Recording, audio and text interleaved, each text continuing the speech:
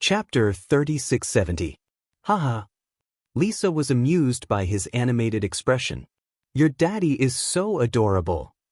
My daddy? He's alright. In Xiao Yichen's mind, Wuxia was not adorable at all. It was too scary to use the word adorable to describe him. My daddy is very fierce. When I was young, I was afraid of him. He always had a serious expression on his face and didn't smile much. At that time, I wondered how there could be such a difficult person in the world. After pausing for a moment, Xiao Yichen suddenly smiled and continued, later on, I understood that it wasn't that he didn't love me, he just didn't know how to express it. After he got together with Mommy, he gradually learned how to get along with me. As Lisa listened, she gently yawned. Lisa, to be honest, I feel that it's such a pity. A pity? Xiao Yichen turned around and gazed deeply at her. When you were born, there was only killing in your world. Without Daddy to hug you and Mommy to dote on you, you even missed out on your childhood. Don't you feel lonely without a childhood? Little Yichen lamented. If you had a mommy like me, who reads you bedtime stories, dresses you in pretty dresses, and dotes on you like the apple of her eye, you'd surely be blissful. Lisa's expression was slightly startled. Xiao Yichen also realized that his words might have hurt her. His expression darkened and he said, Sorry. Did I say something I shouldn't have? He, however, turned to smile. There was a long silence between the two children. Lisa suddenly sighed and said, It's just that you seem to have said something wrong.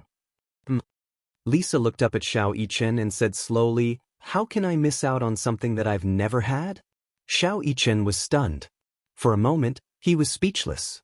I've never had that thing, so you said that I missed out on it and felt that it was a pity.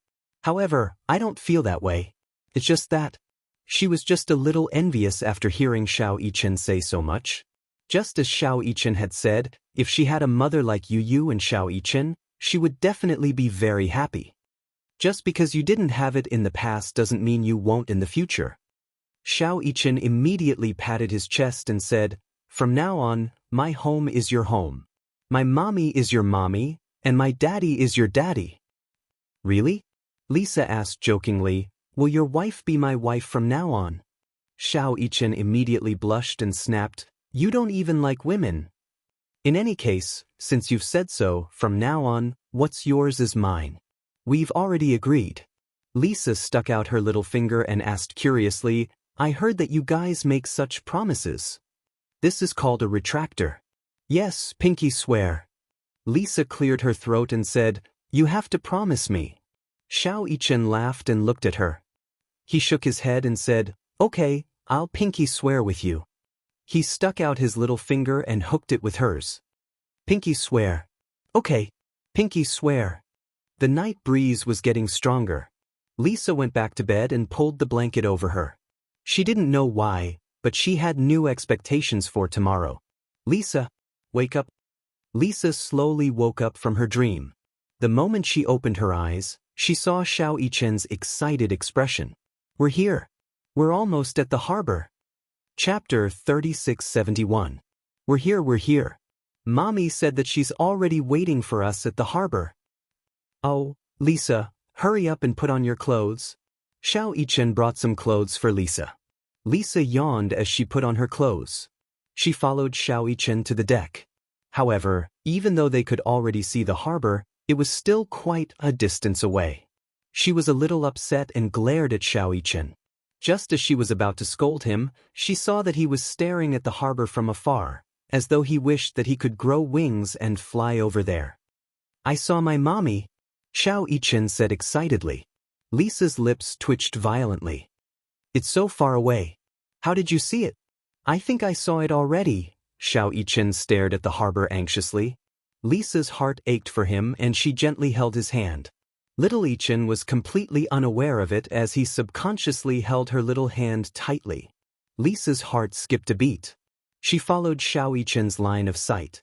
However, from her perspective, the harbor was still very far away. Half an hour later, the ship finally docked at the harbor. Wuxia and Xianxia arrived at dawn.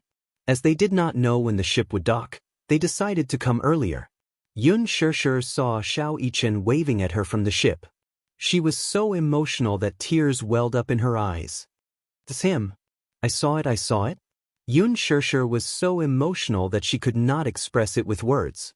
Wuxia also smiled happily and hugged her shoulders. At the same time, he saw Gu Jinglian standing at the bow of the ship. The two men looked at each other, but the faint smell of gunpowder that they used to have when they met each other was gone. According to Gong Jie, Xiao Yichen had a fight on Gu Jinglian's ship. Gu Jinglian threatened him that if he lost, he would be thrown into the sea. He knew that Gu Jinglian was just joking, but Xiao Yichen took it seriously. He really beat the guy up, but he beat him up badly. When he heard that, he was immediately overjoyed. As expected of his son. After learning about this, he felt an inexplicable sense of accomplishment. This made him feel even prouder than if he had won a project worth hundreds of millions. They had not contacted each other for so many days. Although he did not say anything, he was still thinking about Xiao Yichen. When she found out that he was coming back today, she didn't sleep at all and rushed over early in the morning. When Xiao Yichen saw Wuxia and Xianxia, he immediately pulled Lisa aside and said, "Do you see that man in black? The very tall one. He's my daddy. The one in the camel coat next to her is my mommy. How was it? Beautiful, right? Isn't she pretty? She has a good temperament, right?" Lisa nodded, but in her heart she thought, "Why don't I see you praising your daddy for being handsome? You're too biased. Why don't I see you and Yueyao?" Xiao Yichen could not help but feel a little disappointed that he did not see the two little guys. The escalator was already set up. Xiao Yichen immediately pulled Lisa and rushed over. When they were about 3 steps away from the ground, Xiao Yichen could not wait to pounce on Xianxia. He was not light anymore. He fell into Xianxia's arms. If it weren't for Wuxia's steady support, he would have fallen to the ground. Wuxia was a little speechless. This lad pounced on Xianxia at the first opportunity and completely ignored him, his daddy, at the side. "Mommy, I'm going home." Chapter 3672. Daddy. The way she called him, Daddy, completely dispelled the displeasure of being ignored. Wuxia smiled. "Okay. I'm going home, I'm going home." Xiao Yichen was so emotional that tears welled up in his eyes. When Xianxia saw this, she couldn't help but be moved as well. Tears rolled down her cheeks. "It's good to be home. It's good to be home. Mommy missed you so much." Xianxia hugged Xiao Yichen affectionately. On the other hand, Xiao Yichen hugged Xianxia tightly and refused to let go. Wuxia hugged Xianxia and the three of them hugged each other tightly. This heartwarming scene made Lisa, who was standing at the side, feel emotional. The family was reunited. She was genuinely happy for Xiao Yichen. How wonderful! Xiao Yichen suddenly thought of something. He gently shook off Xianxia's arm and turned his head to look to the side.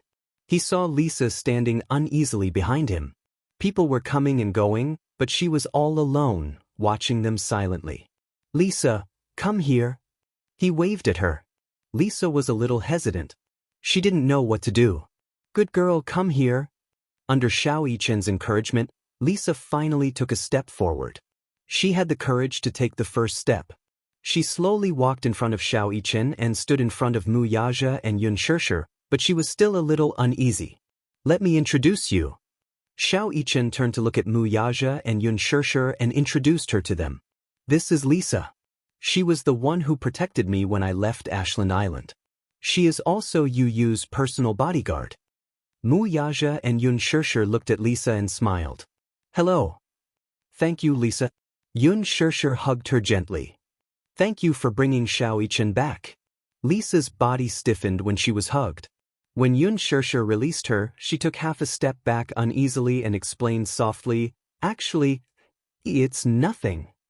"Mommy, can I discuss something with you?"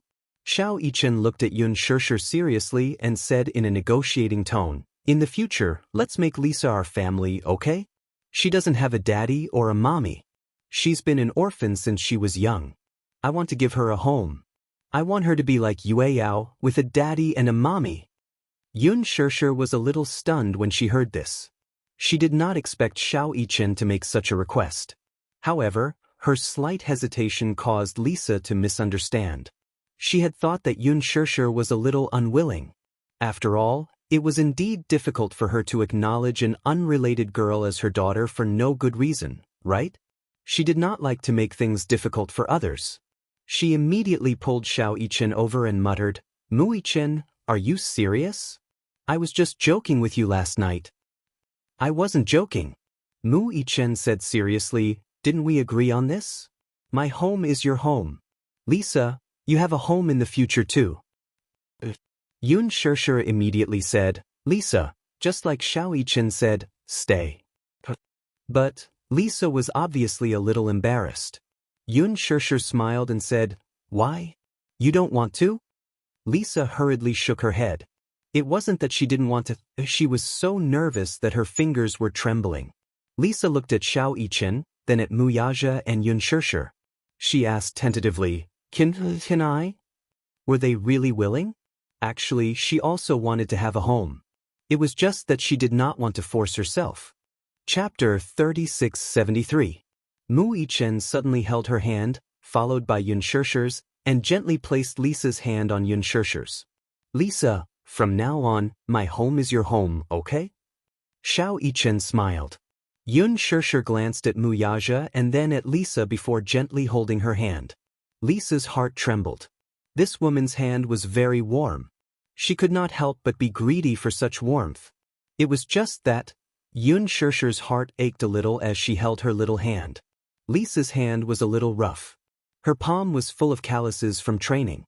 Especially on the palm of his left hand, there was a scar caused by a dagger. It was very rough. Yun Shirshir's heart ached for her. She had heard Gong Jie mention some things about Lisa. Such a young girl was actually the world's top assassin. What kind of cruel training did he have to go through to be able to develop such skills? She put herself in Yun Shirshir's shoes. If Yueyao had suffered so much, Yun Shirshir's heart would definitely ache. Moreover, this girl had once protected Yu with her life. Now, she had brought Xiao Yichen back to her side safe and sound. Yun Shirshir was so grateful that she could not repay her kindness. "Lisa, stay, okay? We're very willing to accept you as our family." Yun Shirshir expressed her stance. This was also Mu Yaja's stance. Lisa hesitated for a long time before finally nodding. She looked seriously into Yun Shirshir's eyes and smiled knowingly. "Okay." Xiao Yichen excitedly hugged her when he heard this. Lisa's face turned red from embarrassment, but she did not push him away. Instead, she squinted her eyes and smiled. "Mu Yichen." Yun Tianyou's voice suddenly came from behind. Mu Yichen looked in the direction of the voice in shock and saw Yu walking toward him with Yueyao in his arms.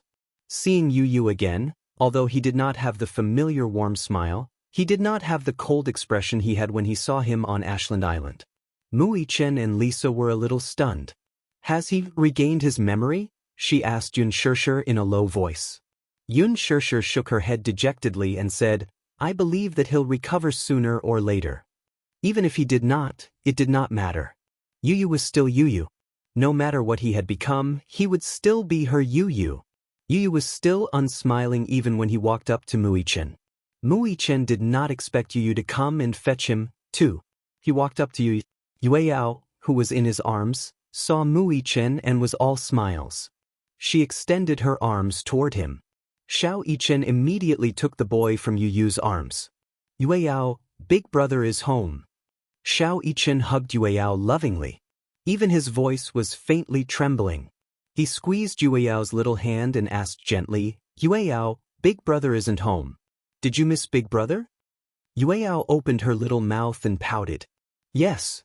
Xiao Yichen was even more elated when he heard this. Yueyao tilted her head and asked, "Did big brother bring anything delicious back?"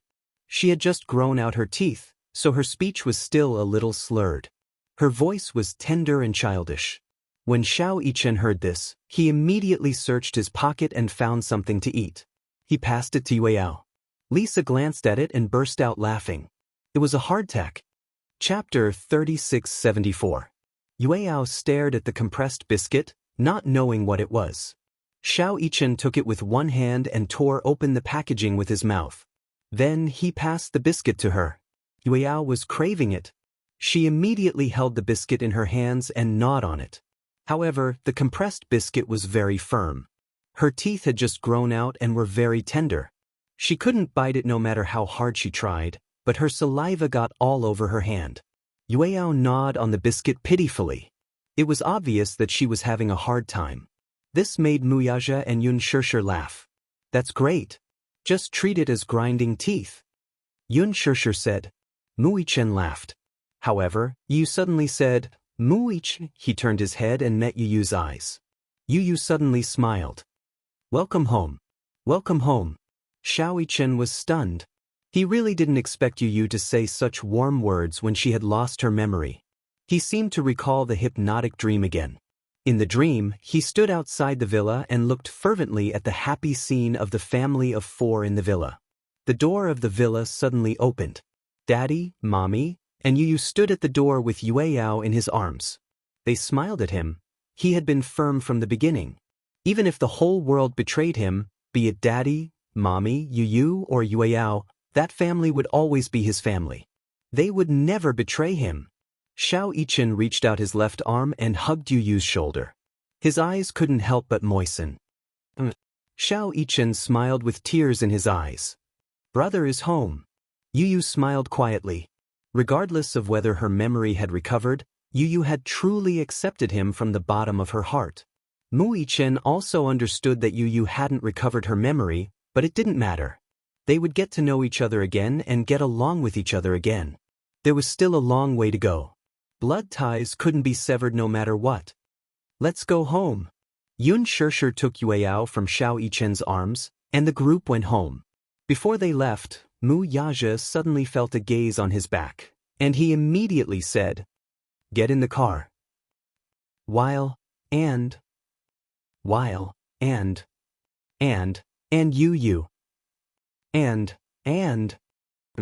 Mu Yaja slowly turned around and saw Gu Jinglian standing at the bow of the boat, looking down at him. He had seen the scene just now.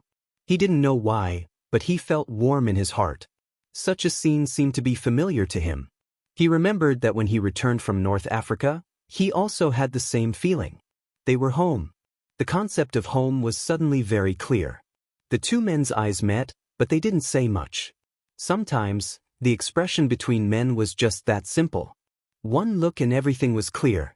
Mu Yaja was expressing his gratitude to him. However, although Gu Jinglian looked disdainful on the surface, his arrogant personality hid a gentle heart. If it had been in the past, he would have chosen to ignore the distress signal from the yacht. However, his experience in North Africa made him have a new understanding of life. He didn't expect that he would accidentally save the 2 children, Mu Yichen and Lisa. In that case, he had done Mu Yaja a huge favor. Chapter 3675. When it came to the Mu and Gu families, Mu Yaja and Gu Jinglian's names were intimidating. The 2 emperor-like men in the capital could be said to be on par with each other. Perhaps it was the appreciation between the strong. Even though there were some grudges between the previous generation, they still maintained the etiquette of not interfering with each other's business in their generation. Now, it could be said that because of this matter, the Mu and Gu families had made peace. As Gu Jinglian walked down the escalator, Mu Yaja walked up to him and spoke first. I heard that young Master Gu's wedding is imminent? Earlier on, Gu Jinglian had heard that he was planning a wedding. Actually, Gu Jinglian and Chu Ho did not care much about the wedding. However, Uncle Fu and Xiaobao had been egging them on, and Lin Shi had also added fuel to the fire. They had always wanted to hold a wedding. Gu Jinglian thought about it. After all, the Gu family had not had such a lively event for many years. Hence, he agreed to it. Although Gu Jinglian had previously expressed his disdain for the wedding, when it was time to actually hold it, he still personally prepared for it, even though he did not say anything. There was once when he was instructing Uncle Fu to decorate the bridal chamber, and Chu Ho bumped into him. Gu Jinglian was so embarrassed. However, Chu Ho was thick-skinned and took pleasure in his misfortune. She thought that Gu Jinglian was forced by Uncle Fu. Gu Jinglian was even angrier. However, although he was angry, he still made meticulous preparations. Seeing that Mu Yaja had taken the initiative to bring up this matter, Gu Jinglian was a little surprised. However, he did not show it. Instead, he raised his eyes and glanced at Mu Yaja. he asked calmly. Young Master Mu, are you saying that you want to give me a big gift? Mu Yaja smiled and said, that depends on whether young Master Gu will invite me or not. Gu Jinglian snorted and said arrogantly, whether I invite you or not depends on how sincere your gift is. Mu Yaja appeared to be very calm. There is definitely sincerity. No matter what, you can't break the etiquette. Gu Jinglian finally smiled when he heard this. Mu Yaja was surprised to see him smile. In the past, she had rarely met Gu Jinglian, but it was strange to see Gu Jinglian smile. Gu Jinglian was a rather arrogant man. He was so sharp that even Mu Yaja was not a match for him. But now, for some reason, Mu Yaja felt that Gu Jinglian's sharpness had lessened a little. On the 1st of next month. On the 1st of next month, which is half a month later. Mu Yaja said again, I will be there on time. Gu Jinglian glanced at him and did not say anything. The entourage behind him came up to him. He looked back and left without saying a word. Mu Yaja broke into laughter and walked toward the parking lot as well. Along the way, Xiao Yichen was chattering nonstop. He told Yun Shishir and Mu Yaja about the thrilling events at sea. However, Yun Shishir frowned as she listened. Pirates? Are there really pirates? Yun Shishir had grown up in a peaceful era. She had only heard about pirates on television. She had never heard of such ferocious pirates in real life. Xiao Yichen had even seen them. Thus, of course, the pirates of Somalia were famous for being ruthless. If not for Lisa, I wouldn't know how to deal with them alone. Lisa immediately said, Hey, don't push all the blame to me. You are much more ruthless than me. Chapter 3676. As Yun Shishir spoke, her expression became increasingly serious. In fact, before this, Lisa had already mentioned to Gong Jie that Gong Xiaoying had hypnotized Mu Yichen. Gong Jie had also told Yun Shishir about this matter. However, Mu Yichen did not mention a word about this matter. Because it was not worth mentioning. Such a small trick was nothing to him. When Yun Shishir heard this, she was extremely touched. Yu had been hypnotized, but Xiao Yichen had not been affected. She had not expected that Xiao Yichen, who had seemed the most unreliable in the past, would have such strong conviction at such a critical moment. However, she did not take the initiative to ask about this matter. This was a grudge between her and Gong Xiaoying. She would resolve it. Now that Xiao Yichen had returned home safe and sound, it was already a blessing in disguise. Gong Xiaoying. Initially, her hatred for her father was only because of her mother. Her mother had longed for him for so long. She had waited for him for so long, but this man had never appeared in her life. However, now her hatred for him had become more and more unforgettable. He had actually treated Yu and Mu Yichen this way. This was something that she could not forgive no matter what. He was too selfish. In order to keep Yu by his side and use him to fulfill his own ambitions, he had actually sealed his memories. Now, he even had thoughts of Xiao Yichen. How cruel was Gong Xiaoying? She put herself in his shoes. Could it be that he did not understand the pain of being forgotten by his family? Along the way, Yun Shishir was extremely silent. Mu Yaja understood the pain and hatred in her heart. He gently placed his hand on the back of her hand and said gently, sometimes, the more you avoid certain things and the more you are unwilling to face them, the more it will never be resolved. Yun Shishir understood what he meant. I understand. It's time to end things with that person. Mu Yaja continued, this matter is between you and him. I have no right to intervene. However, no matter what decision you make, I will always stand by your side. When Yun Shishir heard this, she was a little touched. His words were more than enough for her to hear. Yun Shishir said solemnly, I will weigh the pros and cons. She decided to make a clean break with Gong Xiaoying. She would never acknowledge this father of hers. At the same time, she wanted to make a declaration to him. No matter what, don't touch her family. Otherwise, no matter how weak she would never let her off. Originally, with the passage of time, she did not intend to fuss over the past grudges and grievances. That was a grudge between his mother and him, and she had no right to intervene. However, now that this matter involved Yu and Xiao Yichen, it had crossed her bottom line. When they reached home, Mu Yaja carried Mu Yichen into the bathroom and gave him a bath. Since they had been at sea, Mu Yichen did not realize that his body was full of the fishy smell. He rubbed the body wash a few times before the smell subsided. When Gong Jie saw that Mu Yichen was back, he was completely relieved. Yun Shishir asked him, "Did that person contact you?" Gong Jie knew that when Yun Shishir said, "that person," she was referring to Gong Xiaoying. Yun Shishir said hatefully, "He is so heartless. This time, I have decided to end things completely with him." Gong Jie was stunned, but he was not surprised. Perhaps this decision will put you in a difficult position. No. Chapter 3677. When Xiao Yichen came out of the shower, he felt as if he had shed a layer of skin. Mu Yaja had bathed him, but it was as if he was washing clothes. He wanted to roll him into a ball and rub him on the washboard. He felt as if his bones were about to fall apart. When Xiao Yichen came out of the bathroom, he did not see Lisa and Yu. He walked around the room suspiciously. When he passed by the balcony, he suddenly saw two figures in the backyard. He narrowed his eyes and walked over to the door. He saw Lisa and Yu with their backs to him. They seemed to be talking about something. "Lisa, after being in Hurricane for so long, you're the person I trust the most." Yu turned around expressionlessly. He sized up Lisa and asked in a low voice, "Is Gong Xiaoying lying to me?" When Xiao Yichen saw this, he held his breath nervously. He did not know how Lisa should answer. Lisa was a member of Hurricane. Would she betray Gong Xiaoying? Just when Xiao Yichen was feeling uneasy, Lisa smiled and said calmly, "Gong Xiaoying is indeed lying to you." "Why would he lie to me?" "There are two reasons." "Two reasons?" Yu frowned and said suspiciously, "Tell me." "First, you're his grandson. You're his family.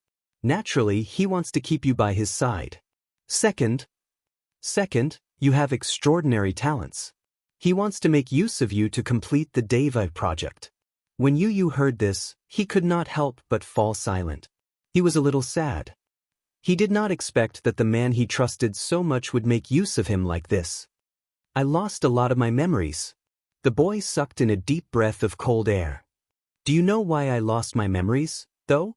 "Because," Lisa hesitated for a moment and immediately said, "Alice hypnotized you." "Hypnosis?" Yu was a little suspicious. Xiao Yichen was also hypnotized, but you said that the hypnosis failed. Why did his hypnosis fail, but mine did? Lisa frowned and hesitated. "Because you're different from him." "What do you mean?" Yu was a little unhappy. "Are you saying that my beliefs and willpower are not as strong as his?" "Because you have two." These words stunned Yu. He didn't quite understand what Lisa was trying to say. "What do you mean I have two?" Lisa explained, "Alice said that you have two personalities, one full of sunshine, the other full of darkness. As for hypnotism, it made use of this point to use the second personality to kill the first personality." At that time, Alice was also very surprised. This was because, generally speaking, for people with dual personalities, the second personality would never be able to replace the first personality. However, your first personality had really disappeared from your body. Your first personality was the Yu that everyone was familiar with. After your first personality disappeared, all the memories of your first personality were sealed up. Yu listened, but he didn't quite understand. He didn't know that he had two personalities. He also didn't know what dual personalities meant. Lisa explained it to him again. Then he vaguely understood. "So, you're saying that the second personality is controlling me now?" Yu asked tentatively, "Can I go back to how I was before?" Chapter 3678. Lisa also shook her head. Alice said that there can only be one split personality. Otherwise, there will be a day when one's mind is destroyed. There can only be one split personality between the first and second personality. If you can really go back to the past, then the current you will disappear. Yu was stunned when he heard this. The current me will disappear? Then, Yu suddenly felt suffocated. Will all my memories of the present disappear as well? Just like how you won't be able to remember everything that happened in the past. Because in the past, you had two personalities. One was very gentle and kind. The other was a destructive personality. If you want to get something, you will become cruel and unscrupulous. You will even pay any price. Yu Yu fell silent when he heard this. He suddenly lowered his head and looked at his hands. He gently curled them into fists and then relaxed them. The feeling he got from his hands made him feel that he was still alive. However, Lisa said that if the two personalities existed at the same time, they would reject each other. Finally, one day, the mind would be destroyed. However, was the current him going to give up this body to the previous Yu Yu? He couldn't do it. Every personality was selfish. He wasn't willing to leave this body because there was a longing in his heart. Although he didn't say it and didn't express it, he really wanted to stay in this family and become a part of it. Then, Yu Yu said dejectedly, "If I leave this body, will the previous Yu Yu return to this body? Maybe. If he disappears, he might not be able to come back." Yu Yu looked a little stunned. He knew in his heart that others didn't know, but he knew that the previous Yu Yu hadn't disappeared. In other words, the first personality hadn't disappeared from the body. It still carried the memories and was sealed in the depths of the body. He would often dream of that child. That Yu Yu was trapped in a prison. He could often see him and talk to him. He had dreamed countless times that he was traveling on the sea with a child. He was wearing a black shirt, and the child was wearing a white shirt. The child was running nonstop, and he was absorbing the child into his body. Then Yu Yu disappeared. He took his place. It turned out that the child was another personality. He had no way of knowing. He only thought that he was the invader, another version of himself. He never thought that the two personalities were two completely different entities. But he had to create him. Why did he have to compete with a child for a body when he was the one who created him and brought him to this world? He also wanted to exist. But how should he exist? Yu Yu asked calmly. Compared to me, they probably prefer the old Yu Yu, don't they? Lisa looked at him in surprise, but didn't say anything.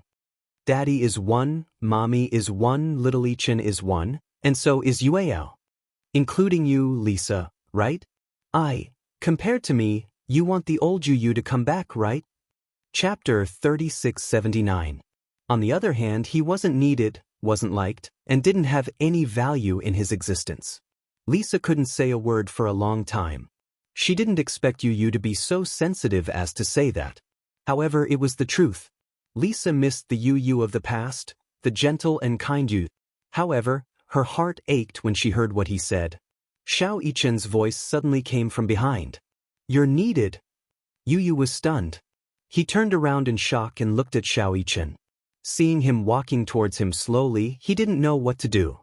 He said unhappily, "Why were you eavesdropping on our conversation?" "What do you mean by eavesdropping?" Little Yichen said matter-of-factly, "I'm clearly listening openly." Yu Yu was speechless. Who said you're not needed? Whether it's the Yu Yu of the past or the Yu Yu of the present, we need both of you. Not one less. Yu Yu couldn't help but laugh when he heard this. He pursed his lips and said coldly, "What if you had to choose between the two Yu Yu?" Xiao Yichen was stunned when he heard this. He asked in confusion, "Why would I have to choose between the two?" "Because there's only one personality in this body." Yu Yu looked at him with a burning gaze. "If you had to choose, which one would you choose?" Xiao Yichen was speechless. Yu Yu already knew the answer. He didn't seem to care, but he was a little disappointed. However, he still maintained his cold expression and said calmly, "Your choice is definitely not me, right?" Xiao Yichen hesitated. "Is there no other choice?" Yu Yu smiled again. "Actually, you've already told me your answer." As he said this, his face became cold again and he brushed past him. Xiao Yichen stood rooted to the ground in a daze. For a moment, he couldn't come back to his senses. Lisa looked at Yu Yu, who was walking away, and felt a suffocating pain in her heart. She could empathize with this kind of disappointment and helplessness of not being needed. Lisa's heart ached. She really didn't know how to choose. If it really came to that point, whether it was Mu Yaja, Yun Shishir, Xiao Yichen, or Yueyao, they would all choose the Yu of the past, right? Even he himself seemed to have made such a choice subconsciously. What about the Yu Yu now? Was she really not needed anymore? Mommy, Mothers as aunts, as to know how long's not to be heard.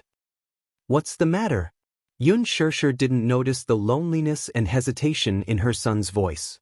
Now that Xianxia was back, she wanted to show off her cooking skills and cook a table full of delicious dishes. Mommy, do you know that Yu has dissociative identity disorder? Xianxia stopped what she was doing. She turned around in confusion and looked at Xianxia. Frowning, she asked, "Why did you suddenly bring this up?" One is the gentle Yu of the past, and the other is the Yu of the present. If you had to choose, which one would you choose? Is it the Yu of the past? Why must you make such a cruel choice? Xianxia was a little worried. No matter who it is, Yu is still Yu, isn't it? Chapter 3680. Xianxia continued, "If you choose the current Yu, then the old Yu will be completely destroyed. If you choose the old Yu, then the current Yu will also disappear from your body." Xianxia frowned slightly. "Mommy, don't you want the old Yu to come back?" "Yes. Then what about the current Yu?" Xianxia suddenly fell silent. She sighed. "I don't want to lose any of them." In the study room, Yu sat on the chair and looked out of the French window quietly. He suddenly felt a little envious. He had never envied anyone, except for Yu. It was only when he became part of his life that he started to feel envious. The old Yu had led such a happy life. Every night, Xianxia would read him a bedtime story. Even though he always felt that such stories were childish and ridiculous, he would fall asleep without nightmares as he listened to her gentle voice. In the morning, Wuxia would wake him up for a morning run. He gradually fell in love with such a life. It was a life where he could rely on and be relied on. Yu led such a life for 8 years. But he had never had it. Just like what Lisa had said, if he had never had it, he would not have longed for it. However, once he had it and tasted happiness, it would be extremely difficult to give it up. Yu turned around. The desk beside him was where the old Yu used to work. His fingers gently caressed the solid wood surface of the desk. The smooth and slightly cold touch made him feel a little lost. Just like this desk and everything here, it did not seem to belong to him. He had no choice but to accept all of this logically and with a clear conscience. However, he felt a little unwilling to give up this position. What the old Yu could not do, he could do. What the old Yu could do, he could do better. Wanted to stay. Yu suddenly stood up and stood in front of the bed. He gazed at the scenery in the garden. In the back garden, beautiful Chinese roses were blooming proudly. Have the 2 children successfully reached the capital? Ashland Island. Gong Xiaoying sat on the bed in the bedroom. This bed used to be Yu's bed and Xianxia's bed.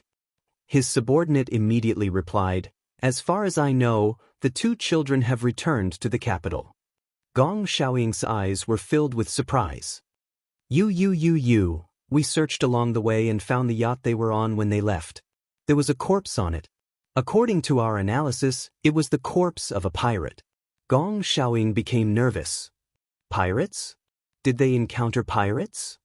A few days ago, their yacht was probably caught in a storm at sea, so they turned back and encountered pirates. After a pause, he explained, "But I don't think they were hurt. They hung the corpse on the pole of the yacht as a deterrent." Gong Xiaoying was relieved when he heard this. He was surprised and delighted. He did not expect his 2 grandsons to be so capable. One was intelligent and the other had amazing martial arts skills. What about Lisa? Didn't she come back? Forget it, let her be. She only has one master in her heart. As Gong Xiaoying said this, he waved his hand and his subordinates left respectfully. Chapter 3681. Everything had come to an end. Whether it was the absurdity, the ambition, or the decades of hatred, they had finally let go. Gong Xiaoying sighed. His back seemed to have aged a lot. It's time to eat. The family sat down at the dining table. The dining table was huge. Even if the 7 of them squeezed together, it was still big enough. Hua Jin had rushed back from the set when he found out that Xianxia had returned home. Wuxia and Xianxia sat on one side, Gong Jie and Yu sat on the other, Xianxia and Lisa sat on the other, and Hua Jin and little Yueao sat on the other. Lisa only felt that the attractiveness of this table was simply star-studded. Gong Jie and Hua Jin were especially good-looking. Gong Jie was especially particular about dressing up. Hua Jin had just returned from the set, so he still had a thick layer of makeup on his face.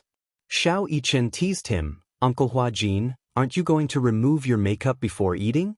What if the powder on your face floats into my bowl?" Hua Jin choked and said angrily, "Xiao Yichen, I was looking forward to seeing you come home. You're teasing me the moment you're back. I'm not happy." "That's right." Yun Shirshir immediately stopped them and said, "All right, it's rare that we're happy today. Stop arguing and start eating. Try my cooking."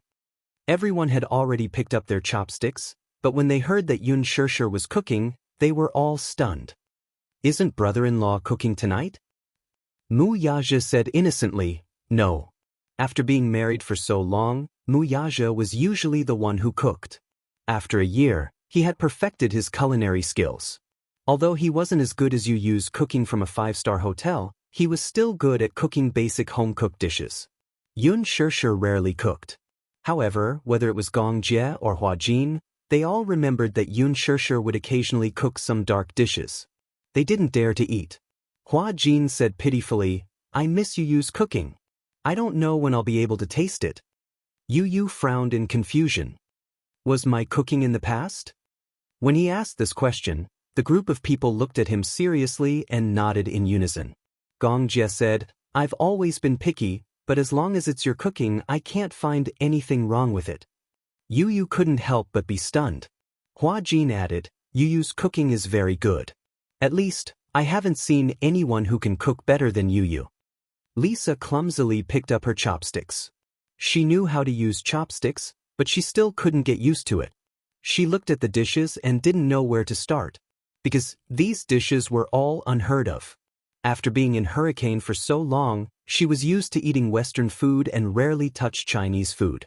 Occasionally, she would eat Chinese food, but it was already Western-style Chinese food. She had never eaten authentic Chinese food. "What is this?" "This is steamed chicken. Dip it in the sauce and it'll be delicious." Yun Shirshir added, "This is ready-made from the market." After she said that, the group of people rushed to grab the steamed chicken with their chopsticks. Yun Shirshir couldn't help but feel speechless. They were so enthusiastic when they heard that she didn't cook it. These people must be deliberately trying to undermine her. Lisa picked up a piece of chicken and dipped it in the sauce as Yun Shirshir said. She took a bite and her eyes lit up. Yun Shirshir's gaze was fervent. "Is it to your taste?" "Yes, it's delicious." Chapter 3682. Lisa finished the chicken in no time and picked up another piece. This time, she dipped it in more sauce. It was obvious that she liked to eat boiled chicken. Yun Shirshir introduced the dishes one by one. "This is red braised pork, this is old goose soup, this is... What kind of meat is red braised pork made of?" Yun Shirshir probed, Do you have any taboos?" "Some people's religious beliefs forbade pork." Lisa shook her head. "I eat all kinds of meat." Xiao Yichen shivered. "You eat human meat too?" Lisa smiled. "Of course, if you're willing to contribute yourself." Everyone at the table laughed. The atmosphere became lively all of a sudden. Lisa quickly got used to the warm atmosphere of the dinner. In the past, when they ate in Hurricane, the huge dining hall was very quiet and silent. Everyone sat at one table and hurriedly finished their meal and left. Eating was just to relieve hunger and it didn't take too long. This was the first time she ate with so many people. At first, she felt a little awkward. However, as she got familiar with them, she also felt that it would be very lively to have so many people eating and chatting together. Hua Jin narrowed his eyes and suddenly said, "Today, I overheard a few extras chatting on set and learned about a very cruel dish." "Cruel?" Yun Shirshir frowned. "What dish?" Sanji Gong Jie was curious when he heard that. "Why is it called Sanji?" "Because it has something to do with the ingredients of the dish." Gong Jie's face darkened. "Don't keep me in suspense." Hua Jin was afraid when he saw his expression. He immediately sat up straight and said, "The main dish is a newborn live rat. The person who eats it will use a pair of red-hot iron chopsticks to pick up the rat. It will squeak once, and this is the first squeak. When it is dipped in seasoning, it will squeak again, and this is the second squeak. When it is placed in the mouth, it will squeak again, so it is called sanji. I heard that this dish is very delicious, but it is especially scary when eaten. As soon as Hua Jin finished speaking, the group of people silently put down their chopsticks. Yun Shirshir in particular felt nauseous. Live rats? It's not a rat. It's a hairy rat. It's artificially bred and very hygienic. How strange. There are still people who eat rats alive. Xiao Yichen covered her mouth. That's disgusting. Uncle Hua Jin, you must be here to cause trouble. It wasn't easy for Mommy to cook a table of dishes, but you ruined everyone's appetite. Hua Jin said innocently, I'm innocent. I only said it because Master Jie asked me to. Gong Jie said angrily, if you didn't mention it, would I have asked you? I won't take the blame for this. Yun Shirshir warned, you're not allowed to say such disgusting things again. Lisa, on the other hand, was very calm. No one touched their chopsticks. She was the only one who was seriously studying the braised pork. Xiao Yichen asked in confusion, Lisa, don't you feel disgusted? I don't, Lisa said calmly. I've seen people eat live bamboo rats before. The group of people fell silent. That's disgusting. Hua Jin was obviously disgusted. Actually, it's not particularly disgusting. It's okay. It's just that I don't have the courage to eat live things unless I have no other choice. As Lisa spoke, she put a piece of braised pork into her mouth and chewed contentedly. She raised her eyebrows in surprise. The braised pork is delicious.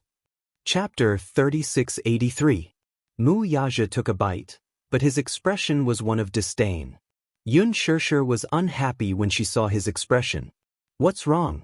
Is it not good? It's not as good as you use. Lisa, it's such a pity. You use red braised pork used to be the best. It's just a pity that you didn't come at the right time. Yun Shirshir was full of confidence.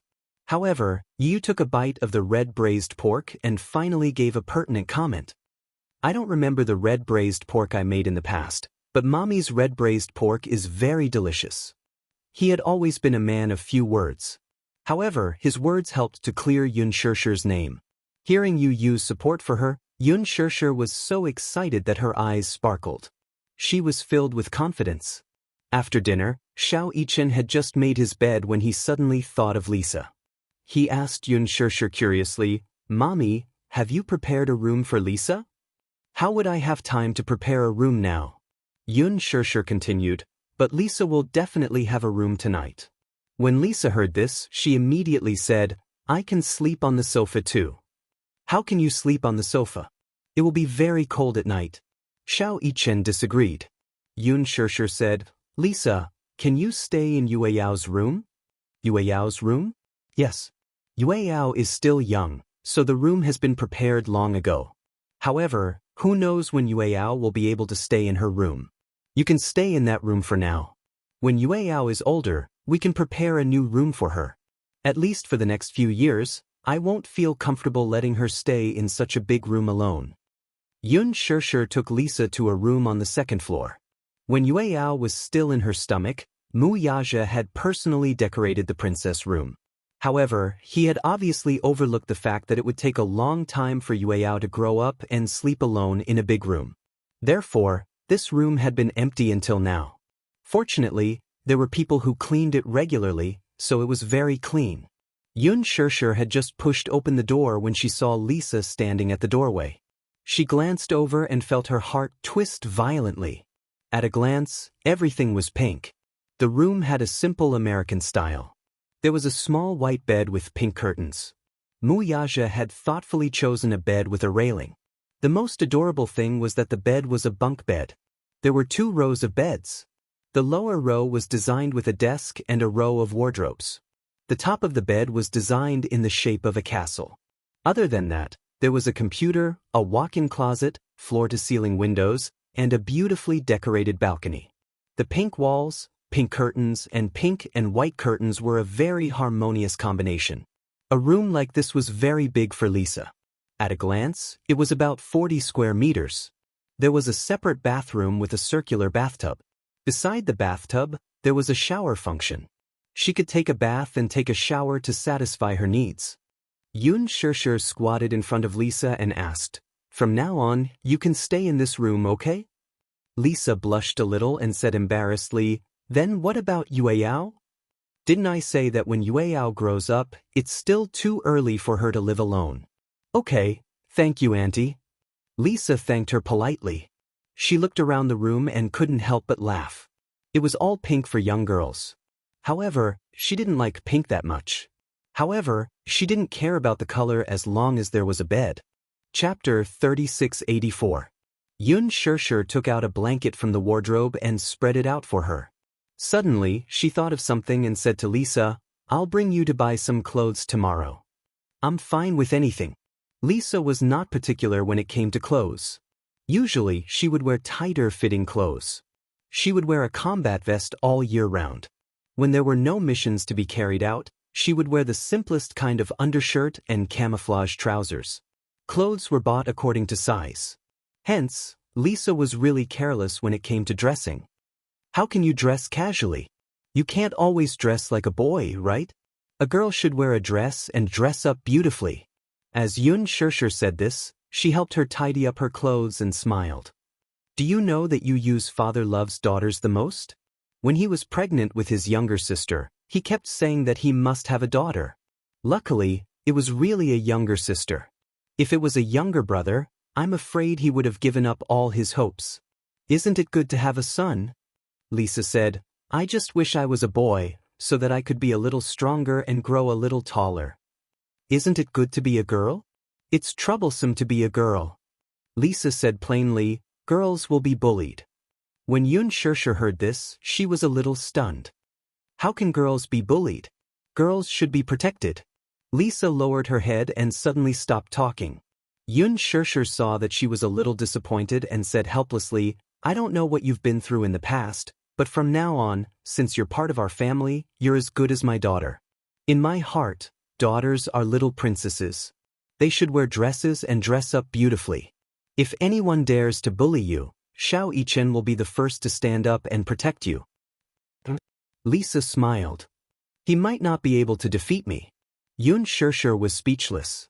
As Lisa said this, she clenched her fists slightly. The muscles on her muscular arms suddenly became clear. The lines of her arms were especially beautiful. Her muscles were not bloated, but they had beautiful curves and texture. Xianxia was so shocked that she couldn't speak. She raised her hand and gently pinched her triceps. She was scared out of her wits. "You look rather skinny. I didn't expect you to be so lean."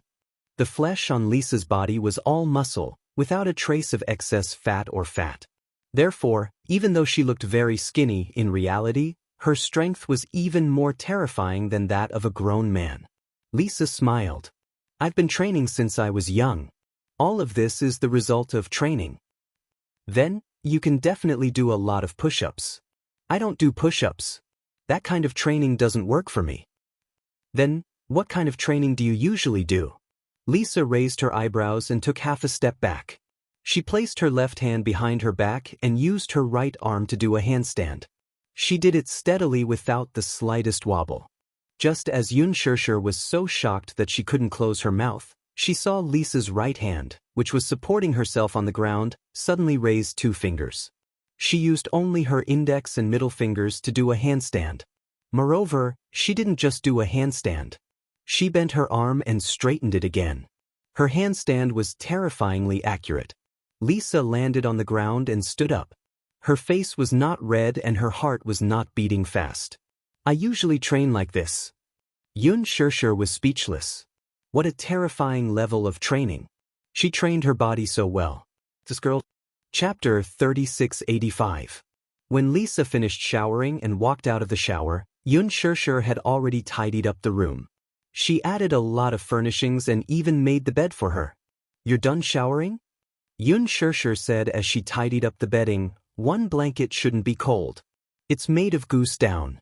I also brought a blanket for you, so you might feel hot. If you feel hot at night, just remove the blanket." As she nagged, Lisa felt extremely warm. So, was this how a home felt like? She walked to the side of the bed, but she was at a loss. She said hurriedly, I'll tidy up the room myself. It's late. You should go to bed. Xianxia stood up and said, I've already tidied up the room. How about this? I know what I'm missing. I'll just buy it tomorrow. Lisa smiled. I don't think I'm missing anything. I'm already satisfied with a bed and a bathroom. You're so easily satisfied? Xianxia brought the pajamas over. However, you might have to be more particular tonight. Wear Xiaoyicheng's pajamas first. Lisa glanced at the sky blue pajamas in her hands and felt a little awkward. Xiaoyicheng's pajamas? Don't worry. I've already washed them clean. You don't mind being particular all night, right? She didn't mind at all. It was just that, she was just a little shy. Lisa hugged the pajamas tightly and nodded. Just as she was about to change into them, Xianxia immediately walked over and drew the curtains. She said angrily, Lisa, you're too bold. You didn't even draw the curtains before changing into your clothes. She blinked her eyes in confusion. Xianxia found it funny too. Perhaps she was making a fuss over nothing. Lisa was still a little girl and had grown up in Hurricane. She was probably used to interacting with men, so her behavior was as straightforward as a boy's and she didn't care about the details. However, although she didn't have much meat on her, it was better to develop this habit. She was a girl after all. Just as Xianxia was about to leave, she suddenly thought of something. She turned back to the room and asked tentatively, Lisa, Xiaoyicheng said that you like to listen to bedtime stories too, Lisa was stunned for a moment before she gently nodded. I've never heard of you, but I heard from Xiaoyicheng that you always read him bedtime stories. I'll read it for you. Xianxia said and went to the study to find some fairy tale picture books. When she walked into the room, Lisa was lying on the bed with her eyes open, as if she was waiting for something. She sat down by the bed and flipped through a few pages. When she saw the first story, she asked, Have you heard of the Little Match Girl? Then let's talk about this today. The Little Match Girl. This was a classic fairy tale. It tells the sad fate of a little girl who sold matches on Christmas Eve. Because she didn't sell a single match. The little girl hadn't eaten for a day. She was cold and hungry. When she lit the first match, she saw a fragrant roast goose. When she lit the second match, she saw a beautiful Christmas tree. When she lit the third match, she saw her grandmother, whom she hadn't seen in a long time. She wanted her grandmother to stay by her side, so she lit an entire bunch of matches. Chapter 3686. Her voice seemed to have a unique magical power. The words in the book seemed to turn into a vivid dream as Xianxia's gentle voice spoke. Lisa actually fell asleep peacefully with the dream realm as her pillow. Before Xianxia could finish reading the ending, she saw that Lisa had fallen asleep. She looked at the story again and felt that the ending of the fairy tale was too tragic. She thought for a moment and changed the ending. As she tucked Lisa in the quilt, she said, After the last match was lit, the little girl saw her grandmother again. She tried to reach out her hand, but she didn't expect that she would grab her grandmother's hand. It was so warm. She said, Grandmother, I want to be with you. The light from the match gradually extinguished. The little girl leaned against the wall and fell asleep quietly. The next day, people found a frozen little girl curled up in the corner. Everyone pitied her, but in reality, the little girl went to heaven with her grandmother and lived happily ever after. The lights went off. Xianxia placed the fairy tale at the head of the bed. She stood up gently and left the room. In the living room, Mu Yaja had just finished showering. When he saw her coming downstairs, he raised his eyebrows and asked, Lisa is asleep? She's asleep. You and Xiaoyicheng are still waiting for you to read them a bedtime story. Xianxia's hand, which was holding the glass of water, paused. She said weakly, Daddy. What's the matter, Mommy? I'll have to trouble you with today's bedtime story. Mu Yaja raised his eyebrows and said, Sure. In the bedroom, Xiaoyicheng pulled the blanket over himself. He was eagerly anticipating Xianxia's arrival. It had been a long time since he heard a bedtime story. He had been thinking about it for so long.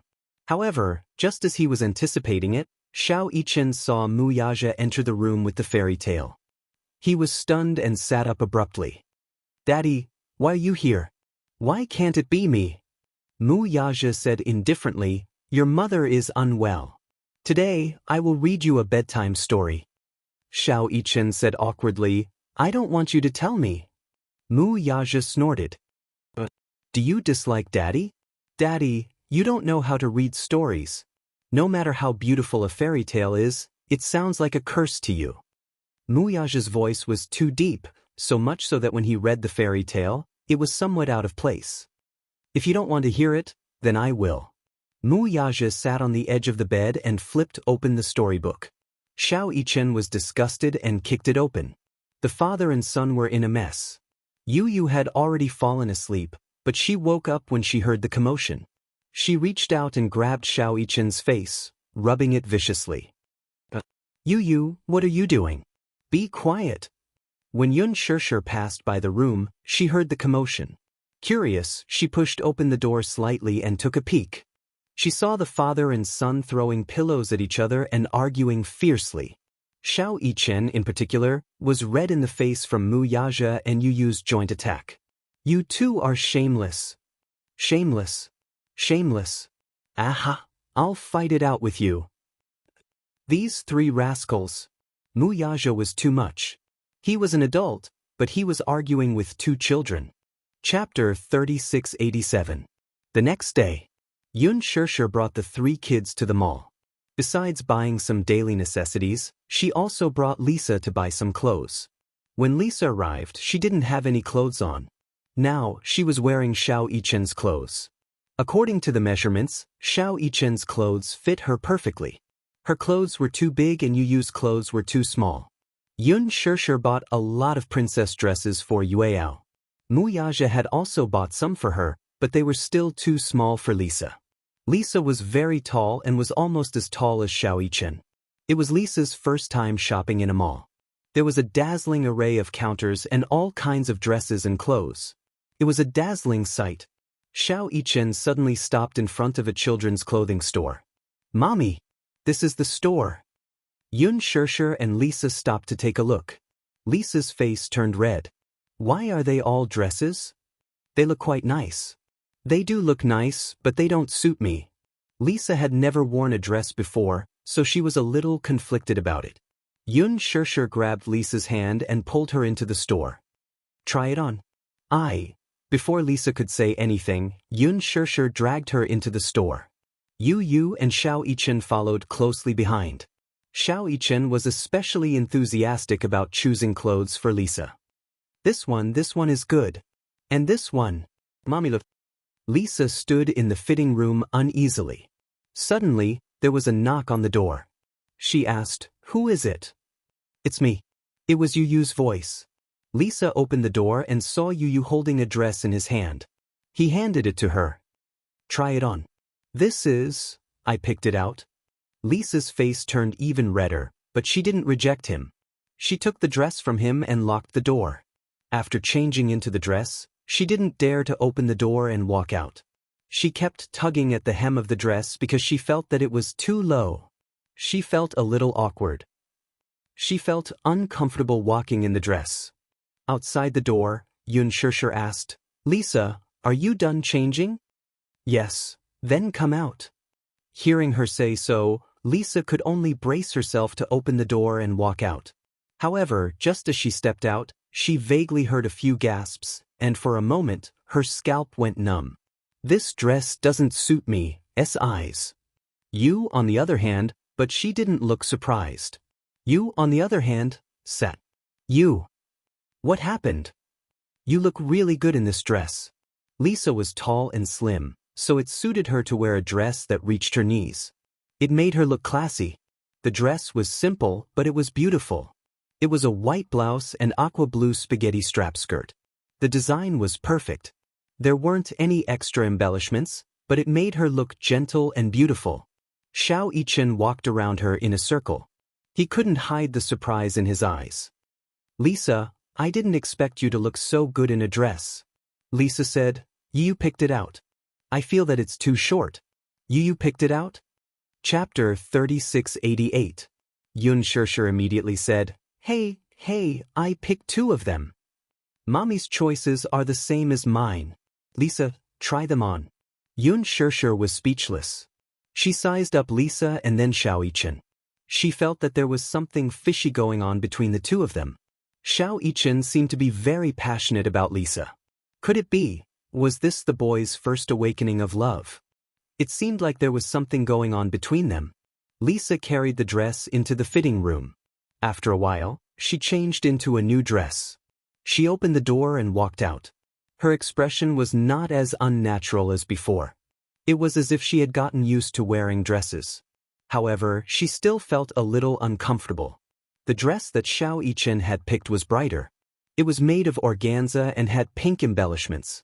There was a circle of organza roses at the hem of the dress, making it look as if it had been born from a sea of flowers. There were no other embellishments. Lisa looked like a little princess in the dress. What do you think? Xiao Yichen looked at Yun Shirshir expectantly. I picked this dress. Does it look good? Yun Shirshir nodded. It looks good. Lisa is a clothes hanger. She looks good in everything. Yu said indifferently, it's too gaudy. It doesn't look as good as the one I picked. Little Yichen did not buy it when he heard that. What do you mean by gaudy? That's how girls should dress. If Lisa wears it, she'll look like a little princess. Won't she look beautiful? I don't think so. It doesn't look as good as the one just now. Narcissist. Anyway, Lisa looks good in everything. Lisa's lips twitched when she heard this. She felt like laughing. The 2 of them could even bicker over the dress selection. She really had to hand it to them. Why don't you try the one I picked? Yun Shirshir smiled. I picked the dress that came in a set. All right. Lisa entered the fitting room again. Not long after, she changed her clothes and came out again. Even Yu's gaze couldn't help but change. It had to be said that Yun Shirshir had been in the fashion industry for so many years, and her taste was incomparable to the 2 little guys. She had chosen a dress with elements of Han Chinese clothing. It had a light purple sleeve with black trimmings. It was pure and feminine. It had a matte purple inner garment and a pure white skirt. It had elements of Han Chinese clothing, Hu Jiangli and Pai Jishi, and Yu Qiulan and Wei Pei. The jacket was buttoned with a standing collar, and the collar panel echoed the belt. The cuffs are lantern sleeves with decorative lace and intertwining ribbons. There were embroidery details on the collars and double-sided embroidery on the waistband. It was so beautiful that it was out of this world.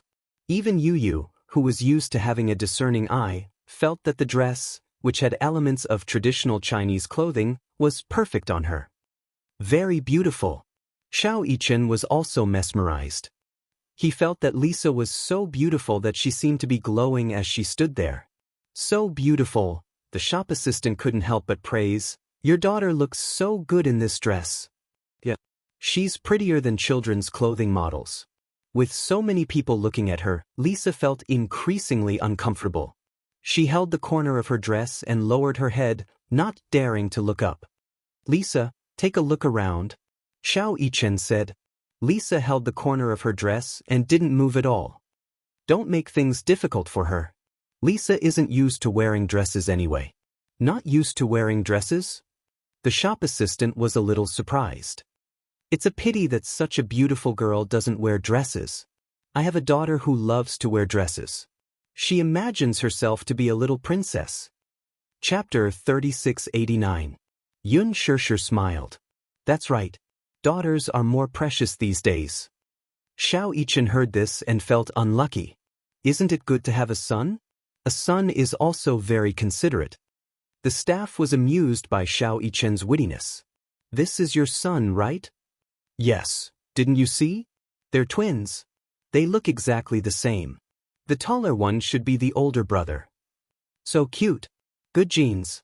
The staff suddenly looked at Yun Shirshir with a twinkle in her eyes. I suddenly feel that you look familiar. Yun Shirshir raised her eyebrows. Even though she was wearing sunglasses, her facial features were still there. Upon closer inspection, the staff immediately noticed some clues. You're Yun Shirshir? The one who acted in Lethal Beauty. I can't be wrong. I didn't look carefully just now, so I didn't recognize you. I've seen a few of your works. The Green Apple, Lethal Beauty, and Extreme Youth. I've seen them all. When the group of people heard that there was a big celebrity, the other staff members who were busy with their own work quickly gathered around. Yun Shirshir was surrounded in an instant. Lisa had never seen such a big scene before. She was so shocked that she stood rooted to the ground. She was a little surprised and asked, "What's going on?" "Mommy is a big celebrity, so I was recognized." "Celebrity?" "For example, movies, television series, actors." Lisa still didn't quite understand. She had never watched a movie before and basically had no contact with entertainment. Xiao Yichen asked, "Do you never watch movies?" Lisa didn't understand. "What exactly is a movie?" Xiao Yichen crossed his arms and gently rubbed his chin. Half an hour later, Yun Shirshir stood outside the theater with the three little guys. She held 3 movie tickets in her hands. However, because it wasn't a holiday, there weren't many people watching the movie. Lisa doesn't even know what a movie is. "I want to take her to watch a movie." Xiao Yichen leaned against the window and stared at the title of the movie on the electronic screen. "What should I look at? What style does Lisa like?" Yun Shirshir asked. Lisa shook her head. "I'm fine with anything." Yu was naturally the least interested one. She sat in her seat with bags of various sizes and held a cup of Coke in boredom. Yun Shirshir glanced at him and felt gratified. Yu loved cola the most. This had never changed. Xiao Yichen suddenly said, "Mommy, didn't you make a guest appearance in a movie called Amnesia Labyrinth? How about an animated movie?" Yun Shirshir continued, "There's a Disney movie that came out recently, and the reviews are pretty good. I want to watch Amnesia Labyrinth." "Mommy, what are you acting in it?" Yun Shirshir thought for a moment and said, "I think it's a mystery movie. I heard that I won an award for it." "What award?" "Best Female Lead." After a pause, Yun Shirshir said angrily, "Also, I'm not a guest star. I'm one of the main leads. It's just that I don't have as many scenes as the male lead." Amnesia Labyrinth was a high-quality mystery movie. It had to be said that Yun Shirshir's eye for screenplays was getting better and better. This film had won many important awards. There was no mystery genre in the country, but this film had appeared out of nowhere and shattered everyone's expectations. Chapter 3690. It turned out that there were also high-quality detective films in the domestic market. They had high box office sales and a good reputation. Yun Shirshir played the female lead, Yu Qing, in this detective film. Her brother was suspected of being the murderer. She firmly believed that her brother was not the murderer. She worked with the detective played by Hua Jin to solve the case. In the end, they found out that the real murderer was her twin sister, Yu Shi. In the ending, Yu Shi was identified as the murderer. It turned out that a year ago, Yu Shi was sexually assaulted by a few seniors in school. Unexpectedly, she was pregnant. She did not dare to tell anyone until she had a miscarriage when she was 6 months pregnant. She locked herself in the bathroom. When her brother, Yu Xian, and Yu Qing came back, the bathroom wall was covered in blood. Yu Shi was lying in a pool of blood, unconscious. With hatred in her heart, she started to take revenge and created this serial murder. In order to cover up her crime, Yu Xian threw the stone himself. In fact, the real murderer was Yu Shi. However, when the police arrived, Yu Qing was handcuffed. The character she was playing was a double identity disorder. Yun Shirshir was a little surprised. She remembered that when she first took on this movie, she had to play a double identity disorder. However, there were not many cases of double identity disorder in the world. Therefore, she had to figure it out herself. She did not expect that the person closest to her, her son, would also have a double identity disorder. "Let's watch Amnesia Labyrinth, then." Xiao Yichen bought 4 tickets and waited for the movie to enter the theater. After the movie started, the 4 of them entered the theater. At this time in the afternoon, there were not many people in the theater. Moreover, the movie had been screening for more than a month and the box office was almost full. Therefore, the screening rate gradually decreased. In a few days, the movie would stop screening. Xiao Yichen was very excited. After all, he rarely watched movies and rarely saw his mother's movies on the big screen. Therefore, he was full of anticipation for this movie. In the opening scene of the movie, the female lead, Yu Qing, played by Yun Shirshir, was in the dark. She opened her eyes and saw a pool of sticky blood. She turned around and was shocked to find a corpse. Just as she was about to scream, a hand covered her mouth from behind, and she fainted at once. When she woke up again, she found herself lying in bed with her younger sister, Yu Shi, sitting on the edge of the bed. As the plot unfolded, the police received a report that a body had been found on the embankment of the river. A serial murder case gradually surfaced. The plot was intertwined and the scenes were brilliant. There were no superfluous special effects, but the rhythm was just right. Yu Qing had amnesia. Parts of her memory palace were often missing. Yun Shirshir remembered the scene clearly. When she left the library and returned to the dormitory, she realized that the sky had suddenly darkened. When he left the library, it was still morning. However, when he stood at the entrance of the dormitory and looked up again, the sky had suddenly darkened. After asking her roommates, she found out that today was September 10th. But she remembered reading the newspaper in the library on the morning of September 7th. The memory in between had completely disappeared. Chapter 3691. However, when she passed through a small alley and rushed out of the alley, it was already dusk the next day. Her memory was distorted like a maze. What's going on? Xiao Yichen's curiosity was piqued. It looks like a fantasy film. Yu furrowed his eyebrows but didn't say anything. He suddenly said, "This is a memory loss." Yun Shirshir looked at him with a complicated expression. "Do you understand?" Yu didn't know the plot and continued, "Mommy's character must have a split personality." Yun Shirshir was stunned. The first personality and the second personality don't know about each other's existence. Yu Qing's memory loss isn't actually a case of amnesia. It's just that during that period, her second personality woke up and took over the body. Hence, the first personality didn't have the memory of that period because it was another personality in the body at that time. After a pause, Yu continued, "Actually, I'm guessing that Yu Qing doesn't have a sister. Her twin sister, Yu Shi, is her second personality. Without Yu Shi, the real victim of sexual assault is Yu Qing herself. The murderer she's been looking for is actually herself. Hence, when she committed the murder, the personality in her body was Yu Shi and she didn't know about it at all. Hence, she doesn't know the truth." Yun Shirshir widened her eyes in shock. Halfway through the movie, everyone firmly believed that Yu Shi was the real murderer. Without any hints from the plot, Yu could accurately tell the core of the story. That was because Yu really had a split personality. He understood the subtle relationship between Yu Qing and Yu Shi. They were close, but they were enemies. At the end of the movie in the mental hospital, the male lead, Xianxia, played by Hua Jin, came to the ward. Yu Qing sat alone on the bed, hugging her knees. He walked into the room and looked at her with heartache. The movie rewound. It turned out that Yu Shi really didn't exist. Back then, because of the sexual assault, because of the twisted hatred and despair, the originally cowardly Yu Qing developed a second personality. The Yu Shi she had always seen did not exist. Many times, when she spoke to Yu Shi, in the eyes of others, it was as if she was talking to the air. Her brother thought that she had suffered too much and was sick. Actually, she wasn't sick. It was just that Yu Qing had always thought that Yu Shi was her sister and that she really existed. Back then, the one who was sexually assaulted and had a miscarriage in the bathroom wasn't Yu Shi, but herself. The opening scene of the movie was when she switched from her second personality to her first personality. When she woke up and saw the corpse, she was the one who killed it. At that time, her brother happened to return home. When he saw this scene, he immediately rushed over, knocked her out, and personally disposed of the corpse.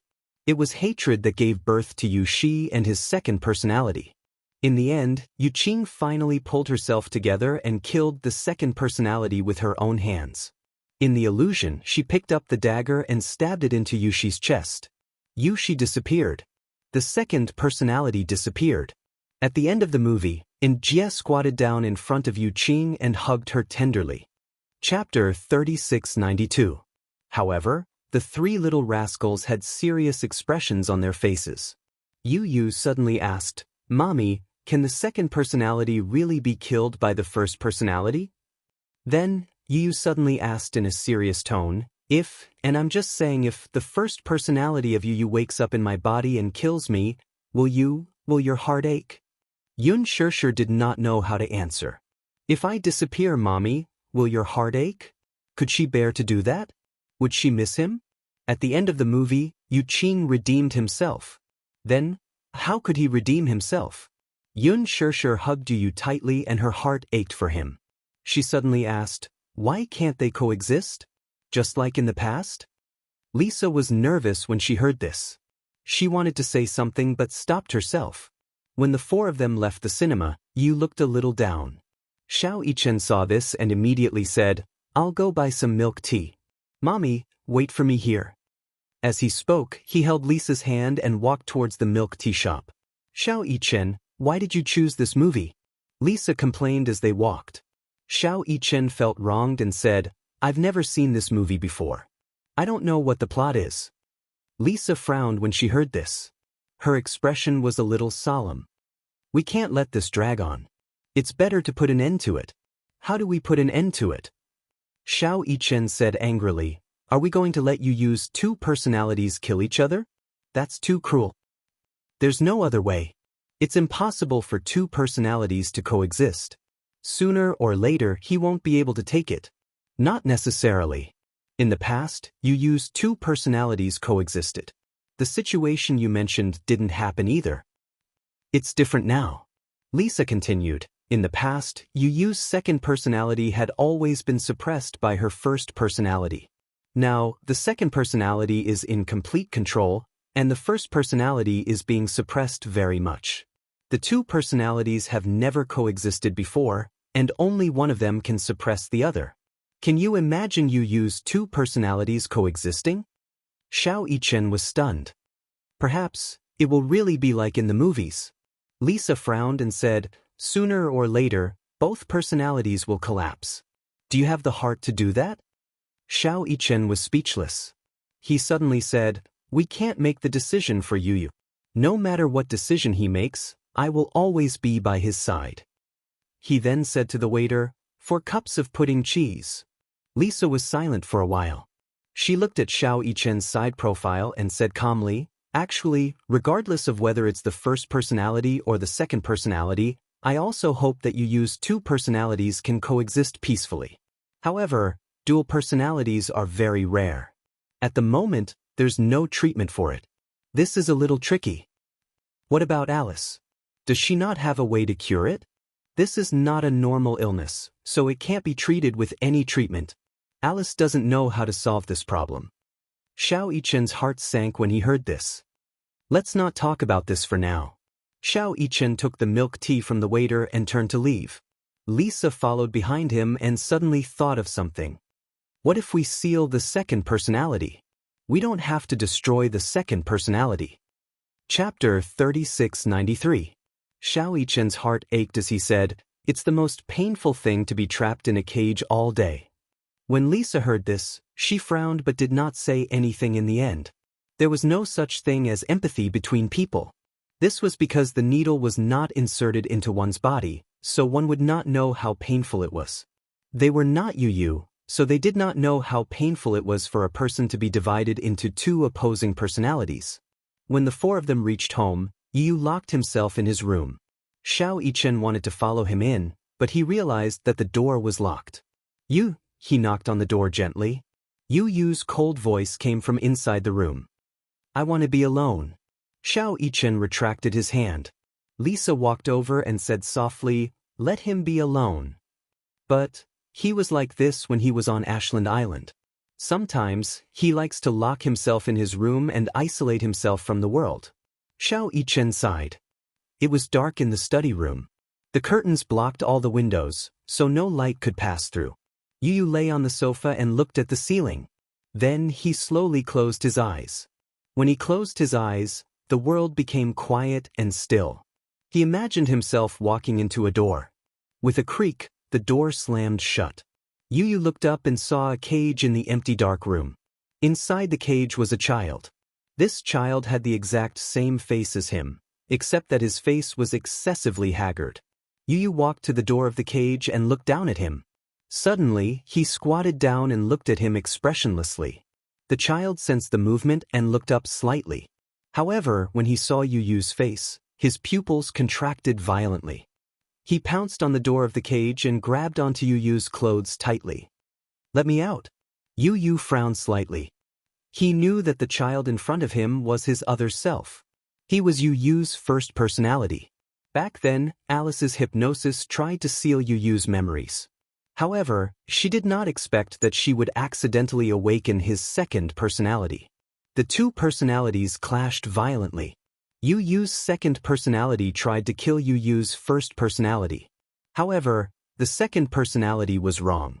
He did not know that the first personality would never be killed.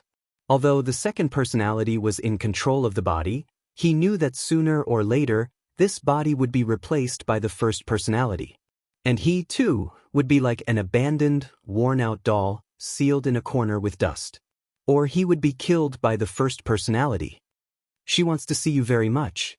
Yu Yu looked at the child in the cage and said, "In the end, I can't replace you. Sooner or later, you will take back control of this body.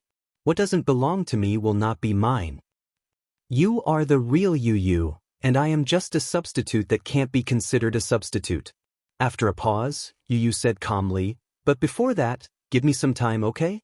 Yu Yu in the cage looked vigilant. "What do you want?" Yu Yu did not want to say anything. Chapter 3694. What? Return the body to him. The child in the cage was shocked. Yu Yu stood up and curled his lips into a smile. He turned around and left the dark room. When he woke up from his conscious world, Yu Yu opened his eyes and suddenly stood up. He walked to the floor-to-ceiling window and gently drew the curtains. At this moment, the sun was shining brightly. He seemed to have made up his mind.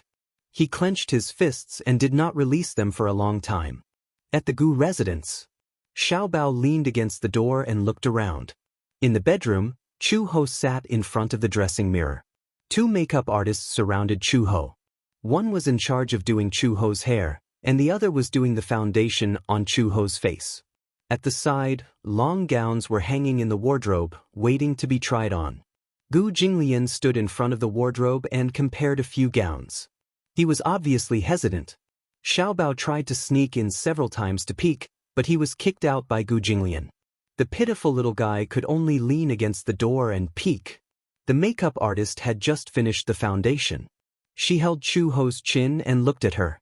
No matter how she looked, she was envious. "Your facial features are so good. You look good no matter how you do it." They were in charge of trying on Chu Ho's makeup. The wedding was imminent, but Chu Ho did not seem to care about it.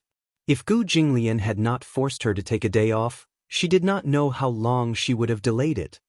"President Gu, do you think the bride should wear a Chinese gown or a Western one?" Chu Ho turned to look at the wardrobe and saw all kinds of different styles of gowns. There were different styles of wedding gowns, not to mention the Chinese dragon and phoenix gowns and the Han and Tang imperial gowns. Just the 7 to 8 meters long phoenix tail alone made her scalp tingle. Chu Ho asked carefully, "Do I have the right to decide?" Gu Jinglian did not even look at her. "What do you think?" There shouldn't be any." "All right." Chu Ho shrugged helplessly and sat down obediently. Gu Jinglian picked up a dragon and phoenix robe and imagined it. Then he made a solemn decision. "Chinese style. All right, how about I put on some peach blossom makeup?" The peach blossom makeup paired with the dragon and phoenix robe was absolutely stunning. Coupled with Chu Ho's exquisite foundation, she must be very beautiful. Gu Jinglian didn't know anything about peach blossom makeup, so he said, "I only look at the effect." All right. The makeup artists were trembling with fear, afraid that they would miss anything. When Gu Jinglian got married, the makeup artists he hired were all high-end and expensive. Of course, when the two makeup artists came to try on his makeup, Gu Jinglian also tried to be polite before resorting to violence. "If you don't look good, don't stay in this line of work." How terrifying! When they were first assigned the task, they did not expect that it would be to test the makeup of the Gu family's young master's fiancée. They thought that if they did not look good and offended the Gu family, they might not be able to continue in this line of work. Therefore, they put on makeup seriously and meticulously. Just the foundation makeup alone took an hour. Even when they used a magnifying glass to look at it, they could not see a single pore. A person's potential was indeed limitless. With the help of the supernatural makeup skills, Chu-Ho looked at herself in the mirror. Although she only put on a layer of foundation makeup, she looked like a flawless porcelain doll. Her skin was creamy and even more delicate than a baby's skin. Just the loose powder alone was spread on 2 layers. Then it was time for the eye makeup. Chapter 3695. Gu Jinglian walked over to take a look, only to see that they were only at the eye makeup stage. He pursed his lips in displeasure and said, "Why is it so slow?" The makeup artists were trembling. Was it slow? Wasn't it all for the sake of looking good? Furthermore, it takes this long for a woman to put on makeup. Gu Jinglian asked suspiciously, "Does it take that long?" Of course. Chu-Ho was a little impatient. "Get out." Gu Jinglian's face darkened when he heard this. "Why should I get out? What are you doing here while I'm putting on makeup? Aren't you just here to see the effect? I'll let you have a look when the makeup is done." The makeup artist added, "It takes a long time to put on makeup. After the makeup is done, we still have to wait for the hair to be tied up and for the gown to be changed. It won't be too late for you to have a look when the makeup is done." With such a big devil in the room, they didn't even have the courage to fight. Gu Jinglian was chased out of the room. Xiao Bao, who had been peeking at the door, bumped into Gu Jinglian. The father and son looked at each other. Xiao Bao laughed gloatingly. "Ha, Dad, you've been chased out too." Gu Jinglian said proudly, "What do you mean by chased out?" Although it was similar to being chased out. However, it was too embarrassing to be ridiculed by Xiao Bao. Gu Jinglian couldn't take it anymore and punched the little guy. At this moment, Uncle Fu carried a very heavy box to the master bedroom. Gu Jinglian saw him and couldn't help but ask, "What are you carrying?" The box was red and gaudy. He didn't know what Uncle Fu had brought back. Uncle Fu said, "Oh," and quickly said, "These are things for the wedding room." Xiao Bao got excited when he heard that they were going to decorate the room. "What are they?" "Balloons, ribbons, silk ribbons, and some lights." Xiao Bao got even more excited when he heard this. He pestered Gu Jinglian and said, "Dad, let's decorate the wedding room together, okay?" Gu Jinglian snorted. When Xiao Bao heard this, he lowered his head in disappointment and looked at him pitifully. Seeing that Gu Jinglian was being arrogant again, Butler Fu immediately pretended to have a sore back and said bitterly, "Old master, my back is hurting again. Help me carry these things to the master bedroom." Seeing this, little treasure volunteered, "Let me carry you, let me carry you." "No, Dads," Gu Jinglian's father. Gu Jinglian glanced at him, walked over, and carried the box in his arms. Butler Fu relaxed a lot and said to Gu Jinglian, "One person isn't enough. Old master, you can be my assistant." All right. He had wanted to wait at the door and wait for Chu-Ho to finish his makeup so that he could see how beautiful his bride was. However, looking at the situation, he was afraid that the makeup wouldn't be done in such a short time. Thus, Gu Jinglian carried the box and went to the master bedroom with Uncle Fu and Xiao Bao to decorate. The stylists finally heaved a sigh of relief when the footsteps outside the door left. Chu-Ho yawned. Her lips twitched when she heard their sighs of relief. "What's the matter? Why are you sighing?" The stylists looked at each other cautiously and immediately crowded around her. "Bride, do you know that many stylists in the capital don't dare to take on this business? Why wouldn't they dare to take on it?" Chapter 3696. Because the man you're marrying is Gu. Young Master Gu. They did not even dare to call him by his name. Chu-Ho's eyebrows twitched. What's wrong with Gu Jinglian? Seeing that this bride did not seem to have any awareness at all, they could not help but gasp. "Bride, do you know how scary your man's reputation is in Beijing? There's a saying in the business world that one would rather offend the Mu family than the Gu family. After all, the Gu family is from the underworld." Chu-Ho felt that they had demonized Gu Jinglian too much. Actually, Gu Jinglian is not as scary as you make him out to be. The Gu family is also not as scary as you think. At least after interacting with them, Chu-Ho felt that other than Gu Jinglian, Everyone in the Gu family was quite easy to get along with. Perhaps there was no difference between the underworld and the underworld. She felt that the Gu family was like the chivalrous warriors of the underworld in ancient times. They had a heroic style, straightforward and single-minded. In fact, they were quite simple people. That was Gu Jinglian. He's just a little eccentric. Actually, he's not as scary as you think. The few of them looked at each other, still on tenterhooks. I've always felt that marrying a man like young Master Gu requires a lot of courage. Chu Ho looked at herself in the mirror and did not say much. Although the makeup process was very boring, she did not like to talk too much about her personal matters with outsiders. She knew very well what kind of person Gu Jinglian was. She also knew very well what kind of man she was marrying. Since she had decided to get married, she had already mentally prepared herself for what would happen after the wedding. However, she could not see through Gu Jinglian. If the decision to get the marriage certificate was purely for Xiao Bao, then why was Gu Jinglian holding the wedding now? Originally, Chu Ho had said that the wedding would be simple. There was no need for a big show or a grand wedding. They just needed to go through the procedures. However, Gu Jinglian said, "How can my wedding be casual?" It had to be said that Gu Jinglian was quite particular. Either they didn't have a wedding, or they had to have a grand wedding. Anyway, the Gu family was not short of money or manpower. No matter what, they could not lose to the Mu family in this wedding. At the very least, they had to be on par with the Mu family. He was a typical male chauvinist. Even if he treated others unfairly, he would never treat his woman unfairly. Mu Yaja had held such a grand wedding for his wife. How could his woman be wronged? Even though Chu Ho felt that there was nothing wrong with a simple wedding, Gu Jinglian felt that it was a once-in-a-lifetime wedding, so it couldn't be done so carelessly. Uncle Fu also came over to persuade her, saying that this was the only wedding in a woman's life. No matter what, it had to be done properly. Chu Ho was afraid of trouble, so Uncle Fu immediately patted his chest and promised that she would not have to worry about the wedding. There are so many people in the Gu clan, do you still need to worry about them? When the time comes, you just have to sit there, put on your makeup, put on your gown, and follow the procedure. Chu Ho only agreed after hearing this. Once she agreed, Uncle Fu started to get busy. First, he started to think about whether the wedding would be Chinese or Western. Chapter 3697. It was up to Chu Ho whether she should wear a wedding gown or a dragon and phoenix gown. However, Chu Ho said that it did not matter. Uncle Fu immediately agreed that they should just go with the tradition.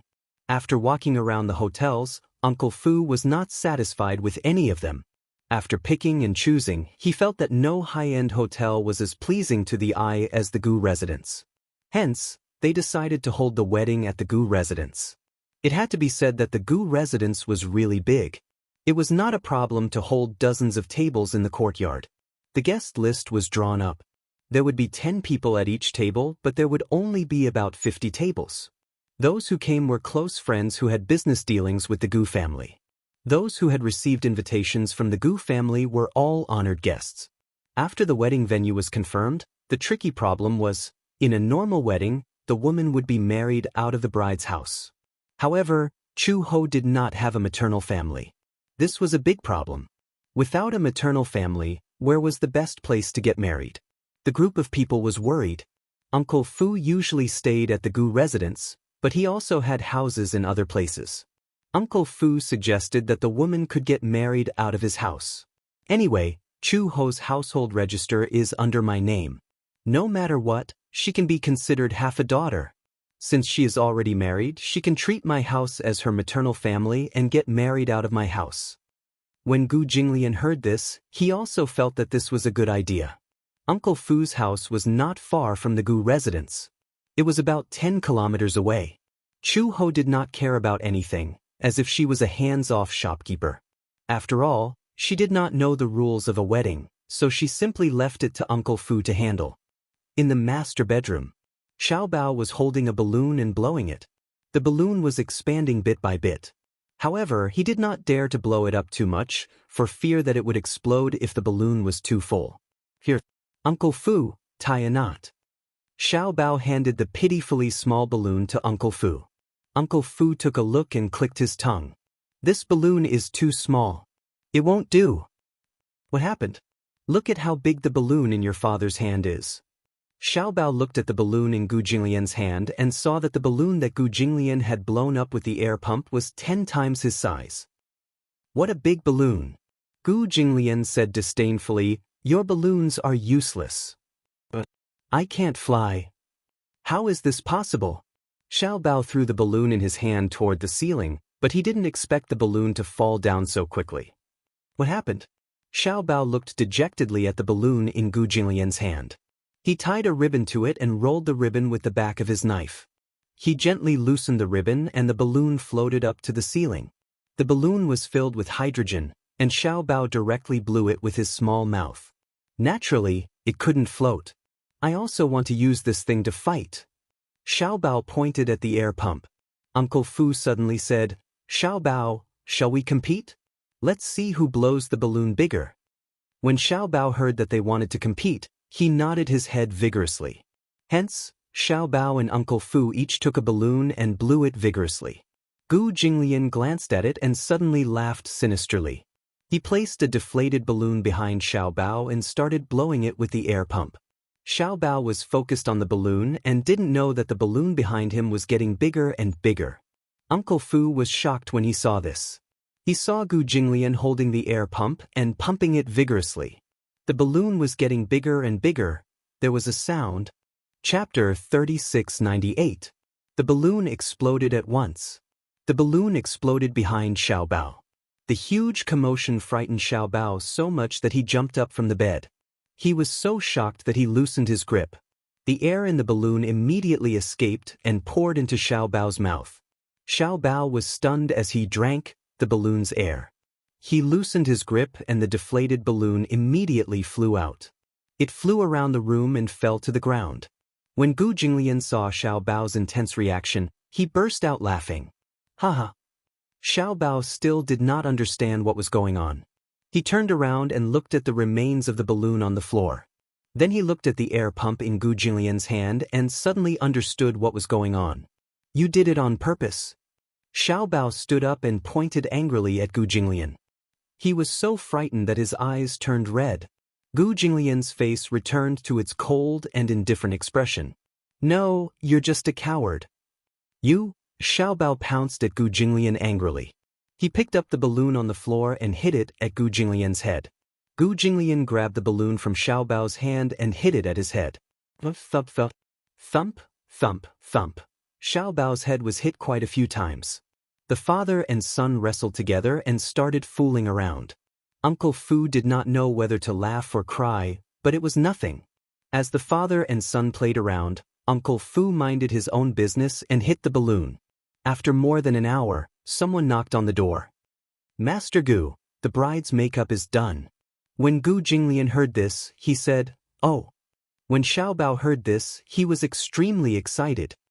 I want to take a look. Xiaobao nimbly got up from the ground. When Gu Jinglian saw this, he reached out his large palm and clasped Xiaobao's head, pushing him to the side. He stood up himself and walked towards Chu Ho's room. Xiaobao also followed. The father and son walked to the door of the room. From afar, through the crack of the door, they saw a dazzling red. It was incomparably dazzling. Gu Jinglian's eyes immediately focused. Xiaobao pushed the door open and saw Chu Ho standing in front of the full-length mirror. He was wearing a long dragon and phoenix robe. Just by looking at his back, one could see that he had a magnificent bearing. His 7 to 8 meter long phoenix tail spread out in a long stretch. Gu Jinglian was stunned. The beautiful scene in front of him made him forget what he should do for a moment. Chu Ho was very tall. Hence, the long dragon and phoenix robe made her body look even more well-proportioned and slender. She was incomparably tall and slender. She wore a golden phoenix coronet on her head. Beautiful tassels hung down to her temples. Her exquisite makeup and seductive eyes were like silk. Especially the fiery red flower between her brows and her red lips, she was dazzlingly beautiful. Even though Chu Ho had a good foundation, even without makeup, she was much more beautiful than the average woman with makeup. However, there was still a big difference between makeup and no makeup.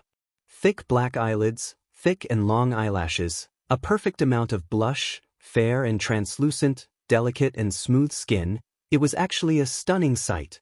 Wow. So beautiful. Xiaobao walked over carefully, trying not to step on Chu Ho's phoenix tail. Gu Jinglian also came back to his senses and walked into the room. Chu Ho's back was facing him. She was still looking at the mirror and examining her makeup. Even she herself was stunned by her flawless makeup. It was too beautiful. This was not makeup, it was simply a disguise. Chapter 3699. So beautiful. So beautiful. Xiaobao jumped around Chu Ho. She was breathtaking. Gu Jinglian stopped behind Chu Ho. He calmed himself down and suppressed his emotions. Pretending to be calm, he said, "Turn around and let me have a look." When Chu Ho heard this, she did not expect Gu Jinglian to be there too. She turned around in surprise. However, when she turned around just now, the sunlight in the room was overshadowed in an instant.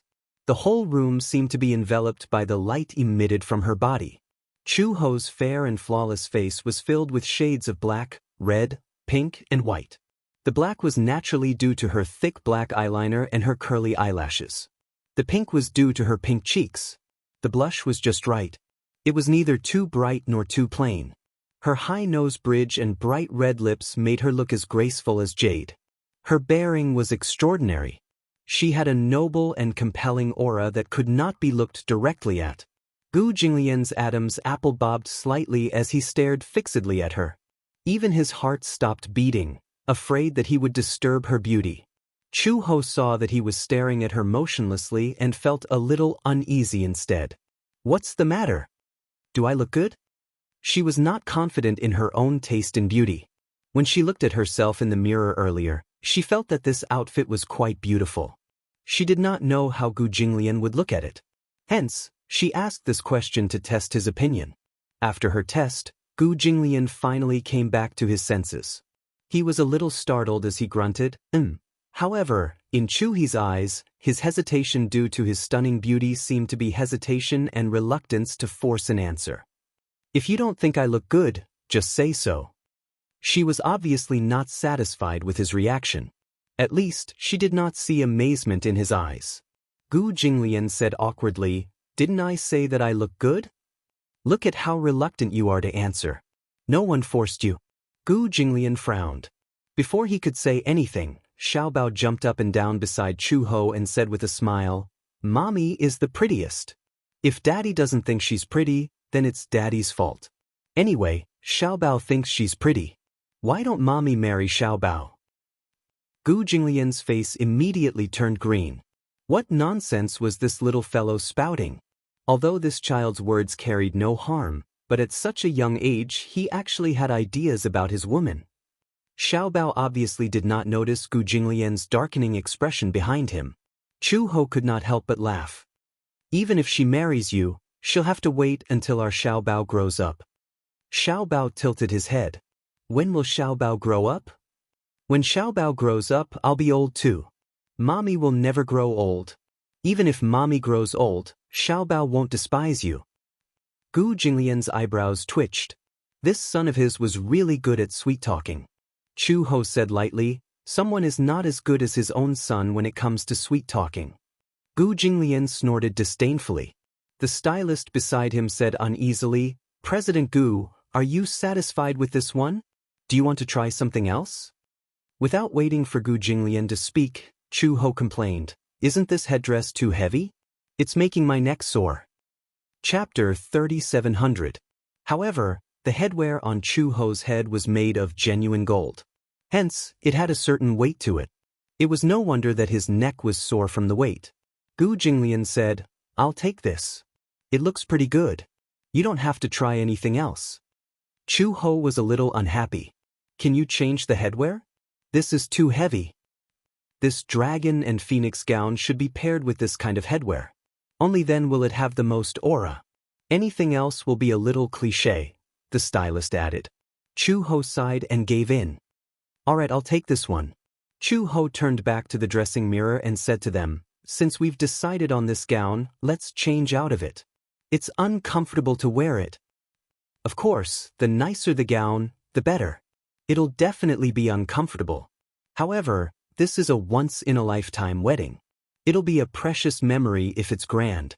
Gu Jinglian was about to walk out of the room when Chu Ho said faintly, "Who said this is a once-in-a-lifetime wedding? Who knows, maybe I'll have a second one." These words undoubtedly ignited a gunpowder keg.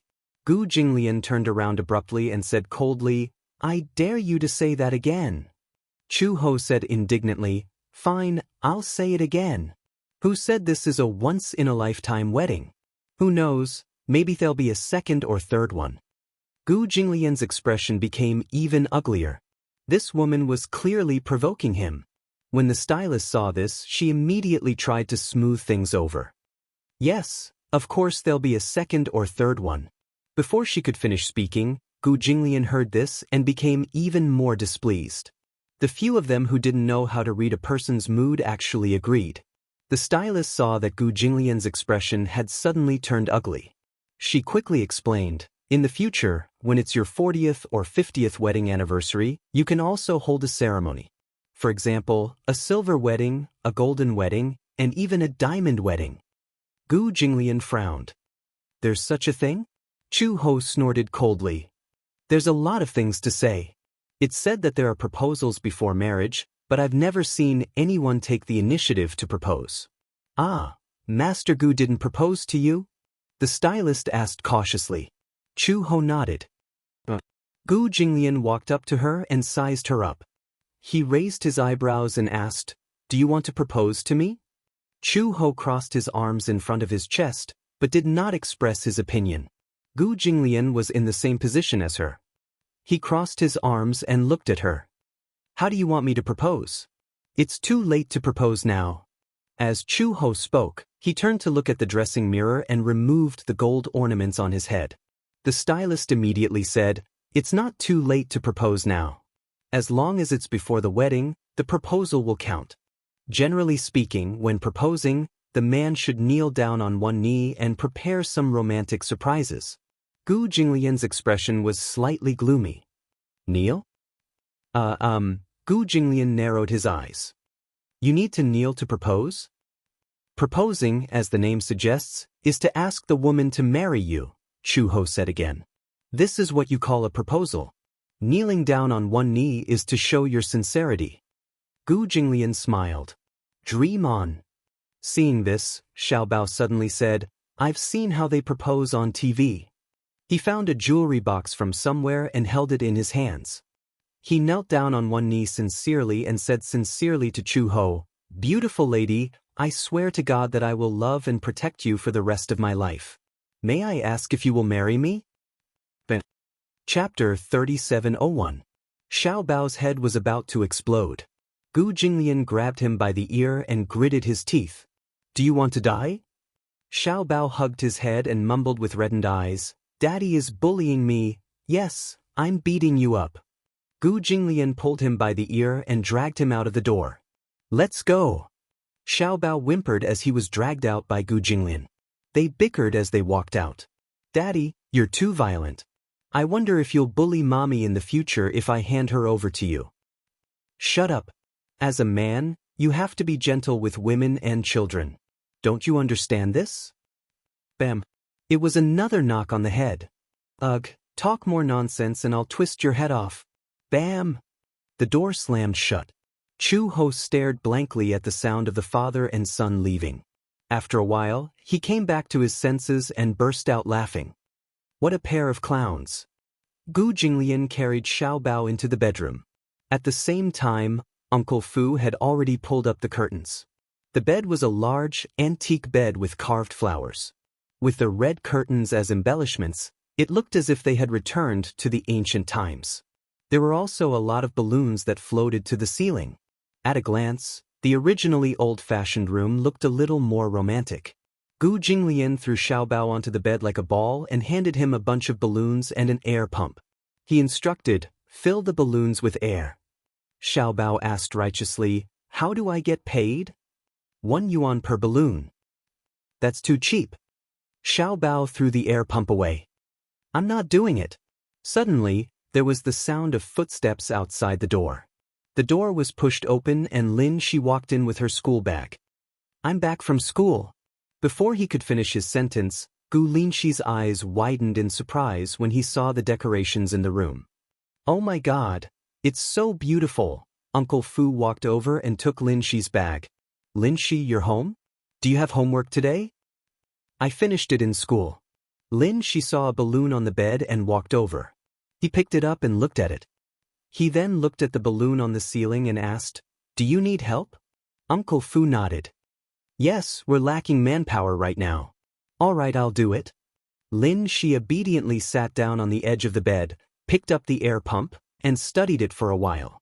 Soon he understood. After a while, he shot 3 or 4 balloons, tied them to a ribbon, and floated to the ceiling. Gu Jinglian snorted and scolded Xiao Bao, Look at how obedient your brother is. Xiao Bao pointed at him and complained, Daddy uses child labor. Bang. A knock was heard. Xiao Bao said tearfully, Daddy is abusing children. Bang. A knock was heard.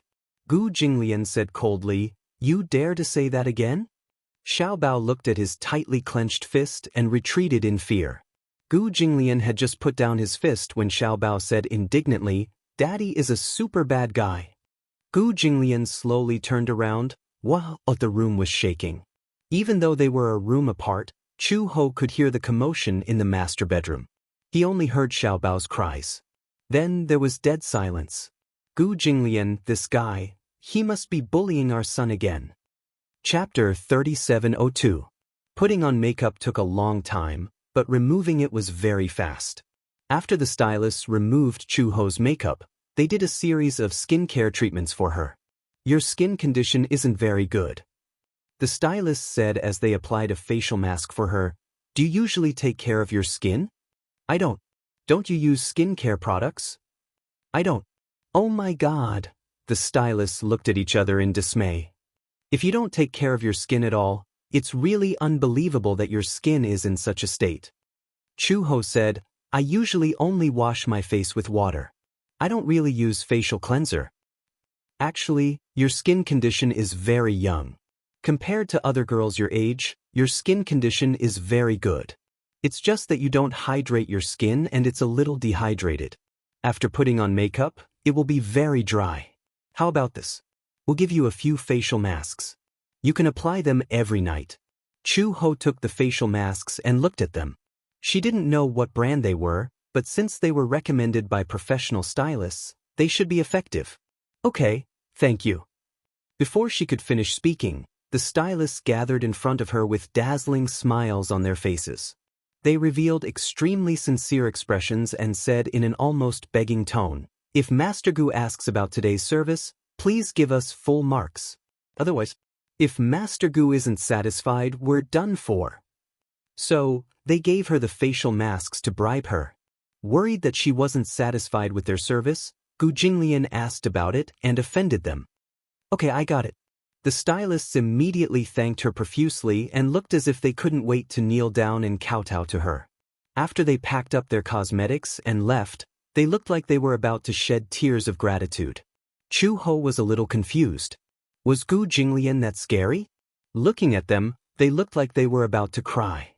Chu Ho put the skincare products they gave her into the drawer and walked to the master bedroom. When she opened the door, she saw Lin Shi and Xiao Bao playing around with balloons on the bed. Uncle Fu was putting up flowers for the window.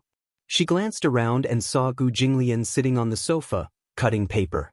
Looking at the room again, it was already more than half decorated. The red curtains were draped over the bed, and the bright and clean windows were pasted with the word, Shi, on the window. These window flowers were probably the work of Gu Jinglian. Chu Ho looked surprised. You know how to cut paper? When Gu Jinglian heard the voice, he raised his head and saw that it was Chu Ho. He subconsciously threw paper cut to the side and said softly, I don't know how to. When Xiao Bao saw this, he immediately got up from the bed and shouted, Daddy, cut it. He refuses to admit it because he feels ashamed. Gu Jinglian glared at him fiercely.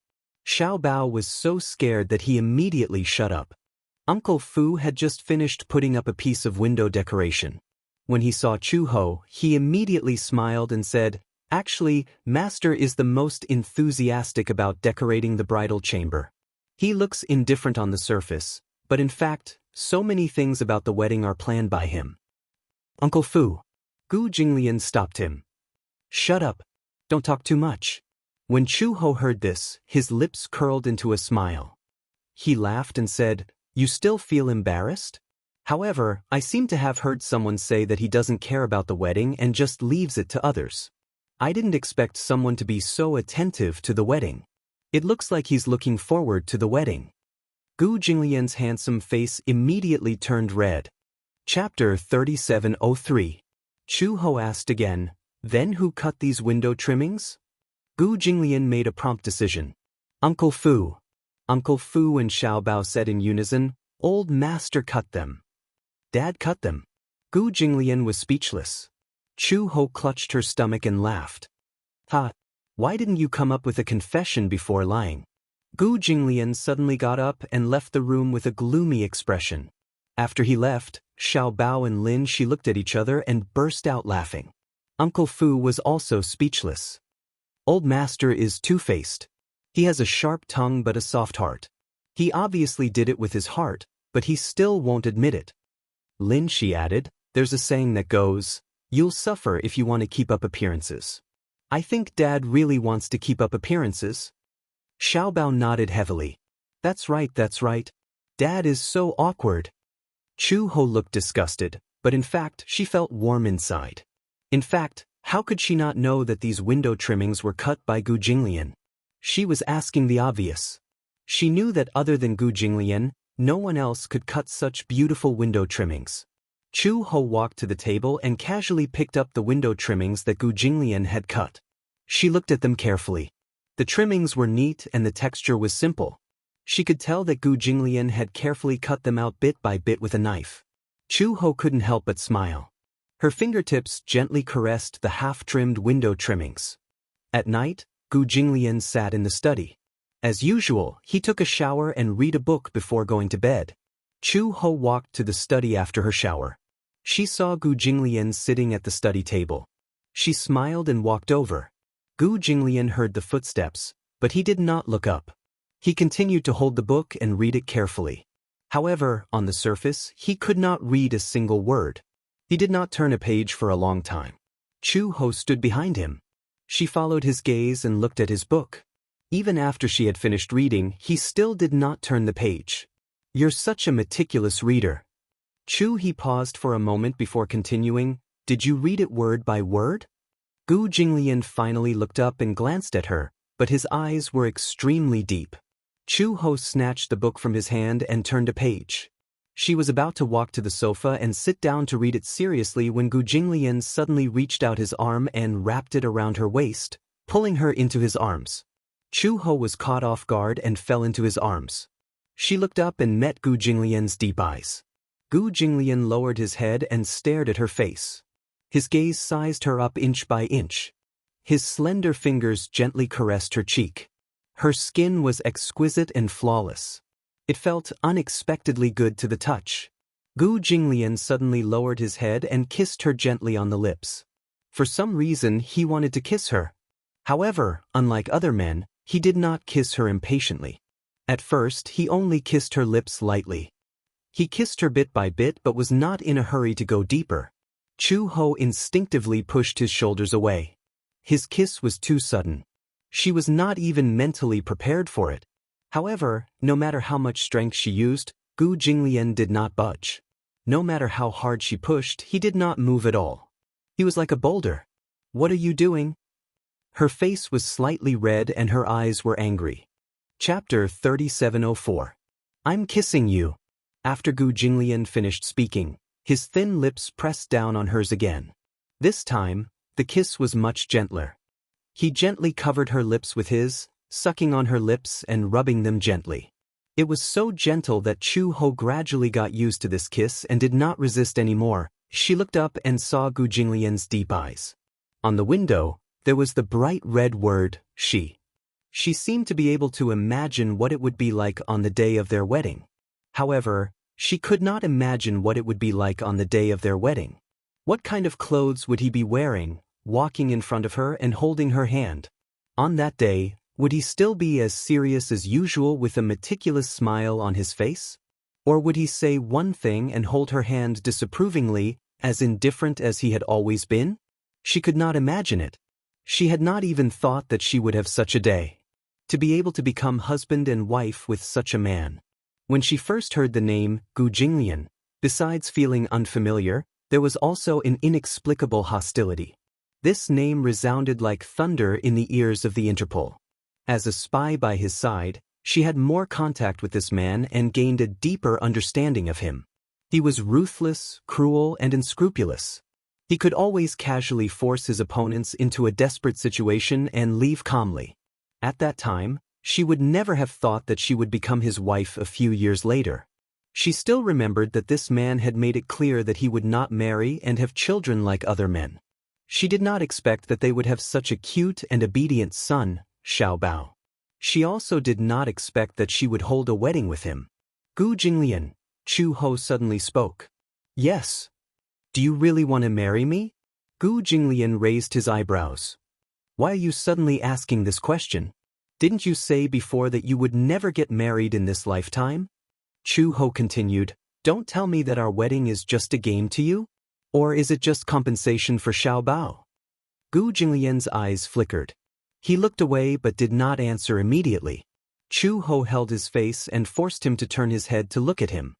He asked again, marriage means that you will be together for the rest of your life. Are you willing to spend a lifetime with me? Gu Jinglian pursed his thin lips, unable to speak. Chu Ho was a little annoyed. Are you sincere in wanting to be with me? Of course. Then, Chu Ho finally asked the question in his heart, do you like me?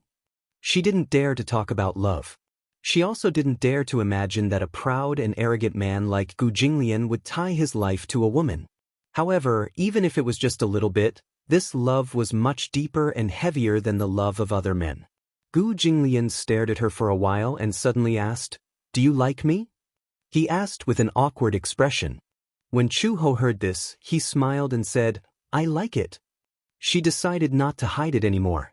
Perhaps the initial decision to settle down in the Gu family was purely to give Xiaobao a home.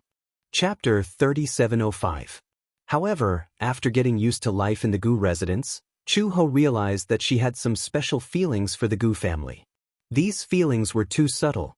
If one was not serious, it would not be easy to notice. The feeling of home. The warmth of home. This feeling was unprecedented. Even though she still did not accept Gu Jinglian wholeheartedly and only regarded him as Xiaobao's father, a family member, but not a husband. However, during that trip to North Africa, she ignored all dangers and sneaked into North Africa to find Gu Jinglian. She shuttled between gunfire. At the border of life and death, hell on earth. Only then did she realize that she had to re-evaluate her feelings for Gu Jinglian. Did she love him? Did she like him? If she did not love or like him, then why did she risk her life just to find him? Was it purely for Xiaobao? Did she not want Xiaobao to lose his biological father? Could she not bear to see Xiaobao suffer the pain and injury of being separated from his flesh and blood? But more than once at night, she asked herself if she would still go to North Africa and look for Xiaobao if it were not for him. The answer was yes. Even if she faced death, she would find him and bring him home. Although she had never liked a man and had never been in any relationship, she did not know what it felt like to like and love someone. Her understanding of love was that she could not leave and did not want to leave. She liked him. She must have liked him. Otherwise, why would she risk her life for such a man? Chu Ho recognized her feelings and her heart. Therefore, when Gu Jinglian asked her, she admitted that she liked him. She had always dared to love and hate. She did not adhere to the eternal rules of men who should take the initiative and women who should be reserved. She liked him. It was a fact that could not be changed. She just said that she loved him. There was nothing to hide. In this life, one should not make a choice that they would regret and say something that they would regret. If they said it and did it, then they would not regret it. I like you. Chu Ho smiled calmly. Gu Jinglian, listen carefully. Chu Ho like you. Even though he had hurt her, he had also given her joy. Love, no hate. When Gu Jinglian heard this answer, he was slightly startled, but he smiled. He understood her character. She was open and honest, and did not hide her feelings at all. She was straightforward and natural. This was also one of the reasons he liked her. What about you? You haven't answered me yet. Chu Ho raised his eyebrows. I don't want you to marry me. The ceremony is just for Xiao Bao's feelings. If you like me, you like me. If you don't like me, you don't like me. You're not even afraid of death. Don't you have the courage to answer this question? Gu Jinglian asked, Is the answer really that important? Of course. When Gu Jinglian heard this, he laughed. He was the same as Chu Ho. When he was young, the cold environment he grew up in had created a cold personality. He was also very indifferent to relationships. He had developed a character that would not give up until he achieved his goal. He had had many women, but Chu Ho was the most special one. Chapter 3706. It was not that he did not have women who were prettier and prettier than her. There were all kinds of women around him, but Chu Ho was special.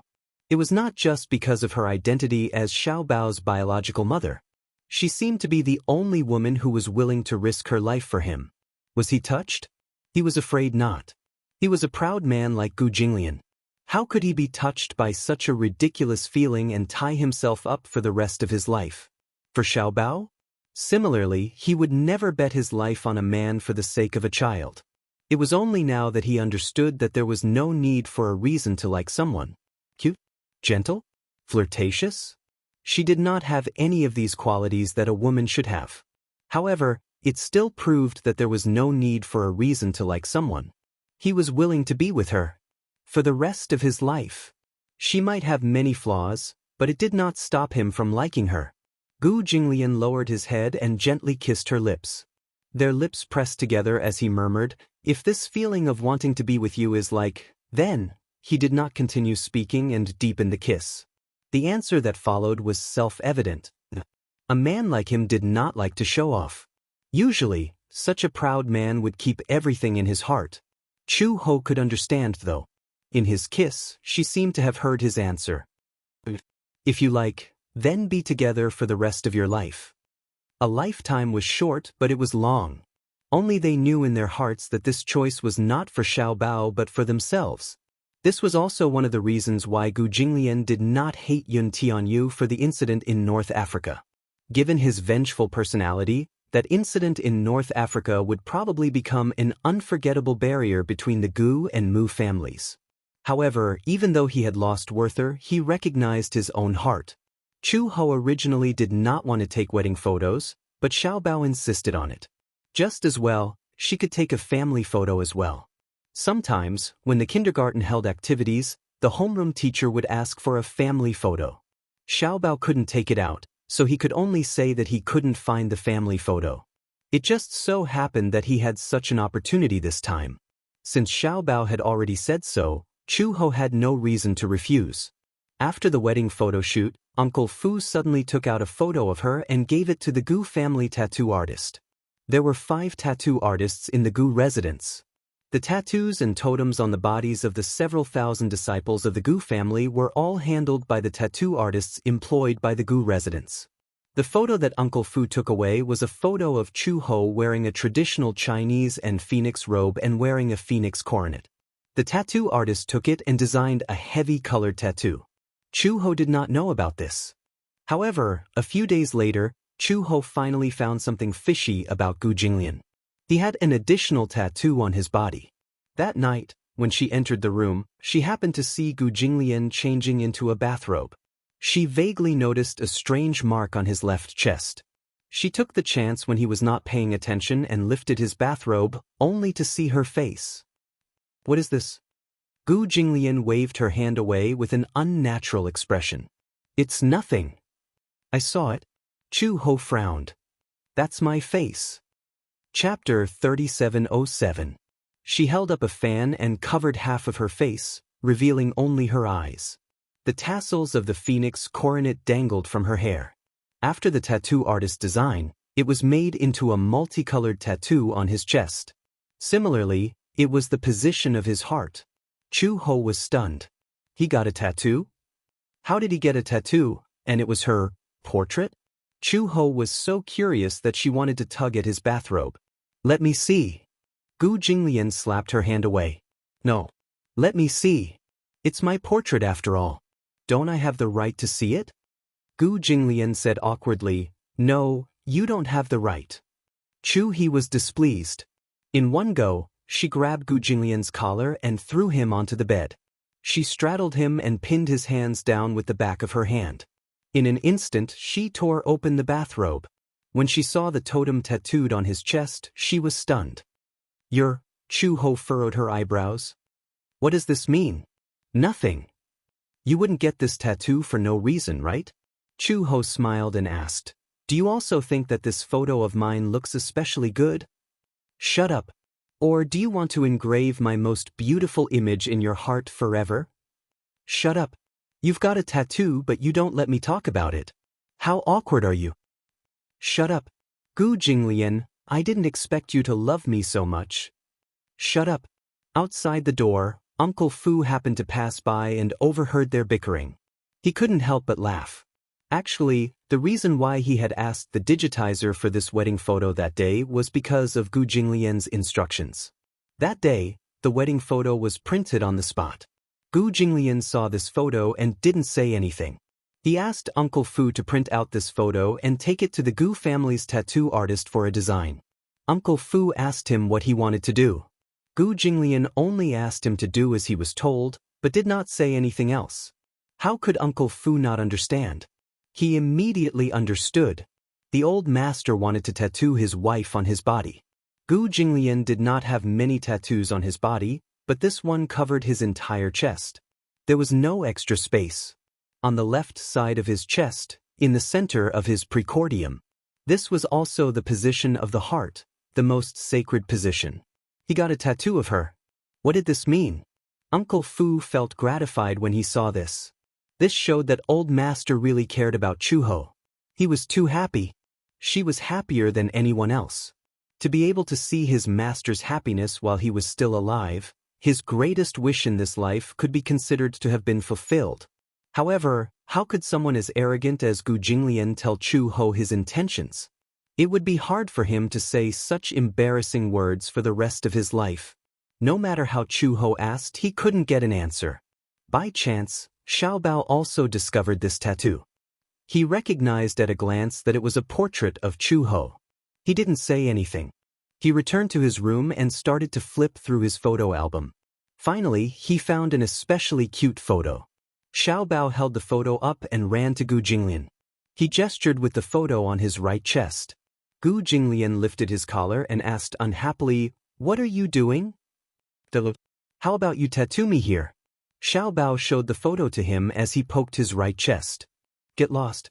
Gu Jinglian didn't even think and threw him aside. Xiaobao felt indignant when he heard this. Chapter 3708. No reason. Xiaobao said angrily, You only tattooed mommy, not me. Why? Gu Jinglian snorted coldly. Nothing. You're ugly. Whoosh. It was a blow to the heart. Xiaobao's glass heart was shattered into pieces. He held his heart and asked pitifully, You said I'm ugly. Xiaobao knelt on the floor, covering his mouth with his fist and acting like a resentful wife. You said I'm ugly? Daddy is biased. Gu Jinglian was speechless. Was this guy an actor? Why was he so dramatic? He said coldly, Gu Qingzi, you'd better know when to stop. Xiaobao burst into tears. Daddy doesn't love me. Daddy doesn't love me. Daddy only tattooed mommy, not me. Daddy is so biased, so biased. Gu Jinglian wanted to kick him out of the door. He said, Why are you acting like a resentful wife? His acting skills were top-notch. Everyone knew that he was pretending. He cried for a long time, but there were no tears. Xiaobao asked anxiously, Daddy, tell me the truth, do you really think that your son is ugly?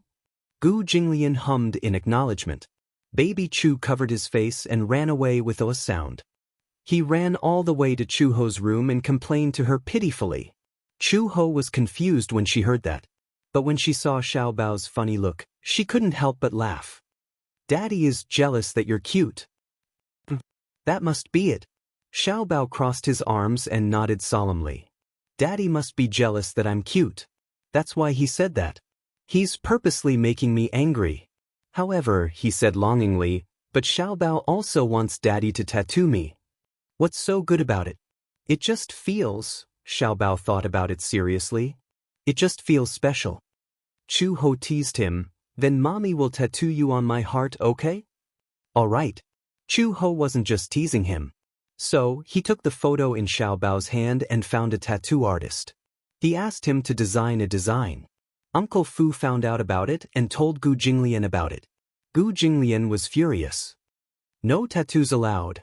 That night, when Chu He had just entered the room, Gu Jinglian saw her sitting at the desk and said this out of the blue. For a moment, Chu Ho did not understand what he was trying to say. He was confused. What do you mean by, not allowed? What's not allowed? I heard that you want to tattoo Xiaobao's picture on your body. Chu Ho was suddenly enlightened. Oh, you're talking about that? She nodded. I do have that thought. You are not allowed to. Why? This man was too domineering. Only the officials were allowed to set fires, but not the common people?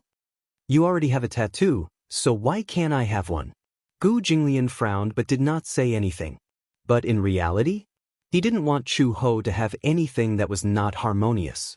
What if he saw Xiaobao's picture tattooed on her body when they were in bed? That would be a very scary feeling. He kept feeling as if a pair of eyes were staring at him. He was not interested anymore. Moreover, her skin was so fair and smooth. If he had a tattoo on her body, it would ruin her beauty. If I say no, then no. You're not allowed to get a tattoo. Chu Ho said, I promised Xiaobao and the child, so I have to keep my word. Besides, you already have a tattoo, so it's not a big deal for me to get one. You can get one. Chapter 3709. Make the tattoo smaller. Tattoo it on your butt. Xiaobao would be so angry that he would cry, wouldn't he? How could he do such a thing to his son? Chu Ho could totally imagine how pitiful Xiaobao would be when he found out that his portrait was tattooed on his butt. Mom, I'm on your butt, and you're sitting on me every day.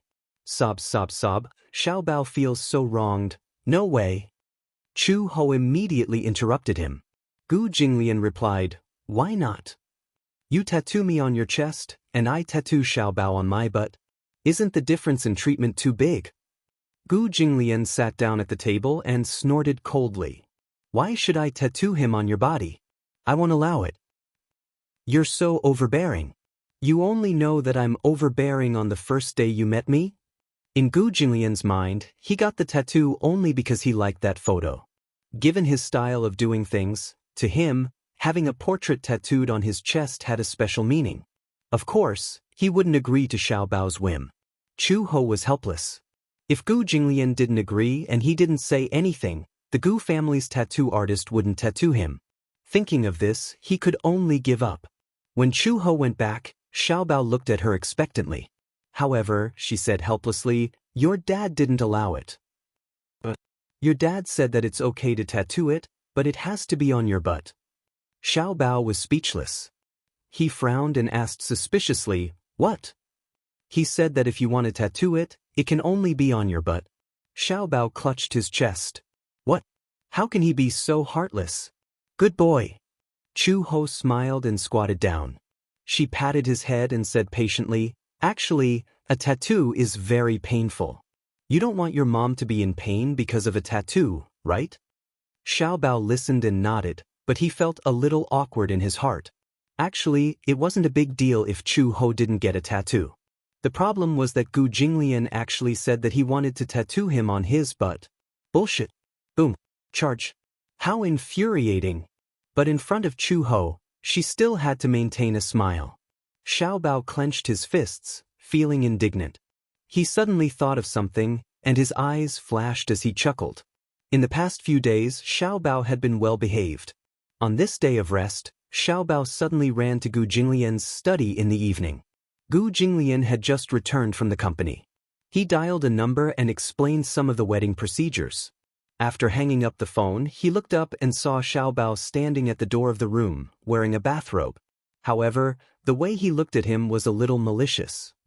Daddy, Gu Jinglian's eyebrows twitched. He did not know what this little guy was up to. What are you doing? I got a tattoo. Xiao Bao flipped his hair proudly and swayed his hips as he walked in front of him. He placed his little hands on the table, looking very pleased with himself. Gu Jinglian said, "Oh," but did not seem to be moved. "What does it have to do with me?" "Of course it has to do with you." Xiao Bao held his chest and pretended to put on a flattering expression. "In order to express my deep love for Daddy, I drew Daddy's picture and tattooed it on my butt." Deep love? His picture? Tattooed on his butt? Gu Jinglian was speechless. What? How is it? Chapter 37:10. Xiao Bao's eyebrows twitched. "Look at how good I am to Dad." As he said this, he took half a step back and pulled his bathrobe open. He turned around and stuck out his back, revealing his round and bouncy little butt. Gu Jinglian followed his gaze and saw that there was really a tattoo of his portrait on his butt. "You." "Dad, if I make Dad angry in the future, you don't have to do it yourself.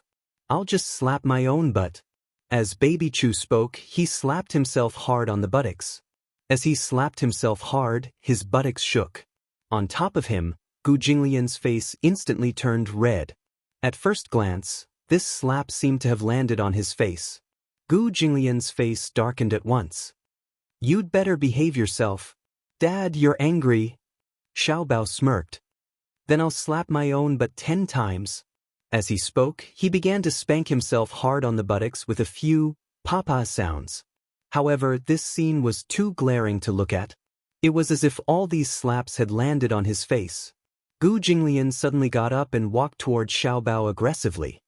"Gu Qingzi." Xiao Bao turned around and saw his expression. He immediately realized that Gu Jinglian was really angry. He didn't even have time to put on his bathrobe and ran out of the door in a panic. Murder! Gu Jinglian also quickly chased after him. In the long corridor, a few servants passed by and saw the naked little munchkin running down the long corridor like a madman. Running naked. Behind him, Gu Jinglian chased after him with big strides. Like a gust of wind, he lifted Xiao Bao up in an instant. "Shut up! Don't hit me!" Bam bam. 2 unambiguous slaps. "You like to hit your own but so much?" Gu Jinglian asked as he ravaged his hair. "Then do you mind if I do it for you?" Gu Jinglian didn't wait for Xiao Bao to finish his sentence before he started spanking him. Xiao Bao cried out in pain, his eyes brimming with tears. When Chu He returned to the room, she saw Gu Jinglian sitting elegantly on the sofa with his legs crossed and a cold expression on his face. Baby Chu, on the other hand, was kneeling on the sofa. More than half of his buttocks were swollen, and more than half of the painting on his buttocks had been knocked off. When Xiao Bao took the photo and was about to get a tattoo, the tattoo artist who was holding the photo didn't dare to really inscribe it. After all, she was still a child, and her words carried no harm. If Old Master knew about this, he would definitely be in big trouble, right? Therefore, even though it was said to be tattooed, it was actually just a drawing that was imprinted on it. How would they dare to really tattoo it? Gu Jinglian could tell at a glance that this was only the first step of the tattoo process. After printing it and imprinting it on her butt, the next step was to move the needle. Once it was done, it was done. Xiao Bao rubbed his eyes and sobbed. Gu Jinglian put on a shirt for him. He wore a pair of underwear, but his butt was still exposed. When he saw Chu Ho, he cried even harder. He reached out his little arms and asked for a hug. Chu Ho had just walked over when Gu Jinglian snorted coldly. "No hugging." "What's wrong?" Chu Ho ignored him and walked over to Xiao Bao's side and picked him up. "Xiao Bao, don't cry. Mom, my butt is swollen." Chapter 37:11. The wedding date was getting closer and closer. The entire Gu family was in a state of anxiety. No one dared to be negligent. If there were any accidents at the wedding, none of them would be able to escape punishment if Gu Jinglian decided to punish them. There were only 10 days left until the wedding. However, an accident caught everyone off guard. Chu Ho had a suspected pregnancy reaction. No one had expected this to happen. She suspected that her pregnancy was not a problem of delayed menstruation. Although Chu Ho was not busy preparing for the wedding during this period, as a bride-to-be, She had a lot of things to prepare. She had forgotten that her menstruation period had not arrived yet. Until one day, when she woke up, she felt particularly uncomfortable. She had been extremely tired for the past few days. No matter how much she slept, she could not wake up. At dinner, at first, he just didn't have an appetite. Later on, the situation became worse. Greasy food, especially pork belly, braised pork, and chicken drumsticks, was only inedible at first. Once she ate it, she would feel very uncomfortable. However, gradually, the symptoms became more and more serious. She could not see it, she could not hear it, and she would vomit when she heard it. She did not realize that she was pregnant. Later, when she passed by the kitchen and heard the sound of cooking, she threw herself at the flower bed and retched for a while. When Auntie Chin, who was passing by, saw this, she immediately walked over and asked suspiciously, "Don't tell me you're pregnant?" "Pregnant?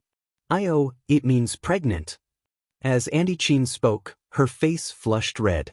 She asked vaguely, "Recently, have you and Master Gu? Cough, cough, cough. Do you have that?" She did not say it explicitly, but it was self-evident. Chu Ho narrowed her eyes suspiciously. It was not that they had not. After returning from North Africa, they had had sex a few times. However, they had taken contraceptive measures. Not a single time had been missed. In fact, Chu Ho did not want to have children. She was not sure about Gu Jinglian's attitude. However, when it came to children, Gu Jinglian would not force it. He would let nature take its course. She had only done it twice in North Africa, and she had also taken the medicine. How could she have gotten pregnant? But now, all the symptoms seemed to be similar to pregnancy. So, Chu Ho went to the pharmacy to buy a pregnancy test kit. He planned to test it first. Early in the morning, after Gu Jinglian left the room, Chu Ho sneakily took the pregnancy test kit into the bathroom and did as Mama Chin instructed. When he came out of the bathroom, Chu Ho's brows were tightly knitted. This matter was a little too mysterious. How could this be? What if she got pregnant? When Chu Ho came down from his room, Mother Chin saw him and immediately went up to him. She asked curiously, "How was it? Do you have any?" Chu Ho looked at her with a complicated gaze and nodded gently. Great." Seeing this, Mother Chin's face glowed. "Does Master Gu know about this too?" "He doesn't know yet." "Then, I'll hurry and tell him." "Don't." He left early in the morning. There's no hurry to tell him. Chapter 37:12. Now that Xiaobao has a little brother and a little sister, if we tell Master Gu and Xiaobao about this, they will definitely be overjoyed. But, Chu Ho said with some hesitation, "I don't intend to have another child." "Why?" "I think that having Xiaobao and Lin Shi is enough. If we have another child, Xiaobao may not be happy." She already felt that 2 sons were enough. If she had another child, it would be fine if it was a daughter, but if it was a son, the 3 of them would definitely cause a ruckus. Ever since Lin Shi had returned to the Gu family, it had been more than a month. It had not been easy for him to get used to everything in the Gu family, but in the end, everything had changed. Xiaobao and Lin Shi were both boys. Lin Shi used to be quite quiet, but after meeting a clown like Xiaobao, his personality had changed and he had become a little mischievous. No, not a little mischievous, but very mischievous. If they had another son, the 3 boys would definitely overturn the Gu family. Mother Chin laughed when she heard this. How is that possible? No matter how mischievous the 3 children are, how could they possibly overturn such a big house? It's hard to say. Master Gu was very mischievous when he was young, but I didn't see him overturn the Gu family's house. You don't have to worry about this matter. First of all, it depends on whether you want to keep this child or not. Chu Ho smiled and said, "Of course I can't bear to get rid of my own child. Of course I want to keep it." Although she did not want to keep it, since she had it, it was fate. Then isn't it settled? Since you have decided to keep it, then be happy. When Chu Ho heard this, the knot in his heart also disappeared. Mother Chin told Uncle Fu about this matter. When Uncle Fu first heard this, he was still a little doubtful, until Mother Chin said that they had already tested it with a pregnancy test kit. In order to confirm it, Master Gu would bring Chu Ho to the hospital for an ultrasound. Then they would be able to confirm it. When Uncle Fu heard this, he was so excited that he called Gu Jinglian to report this matter, despite Mother Qin's attempts to stop him.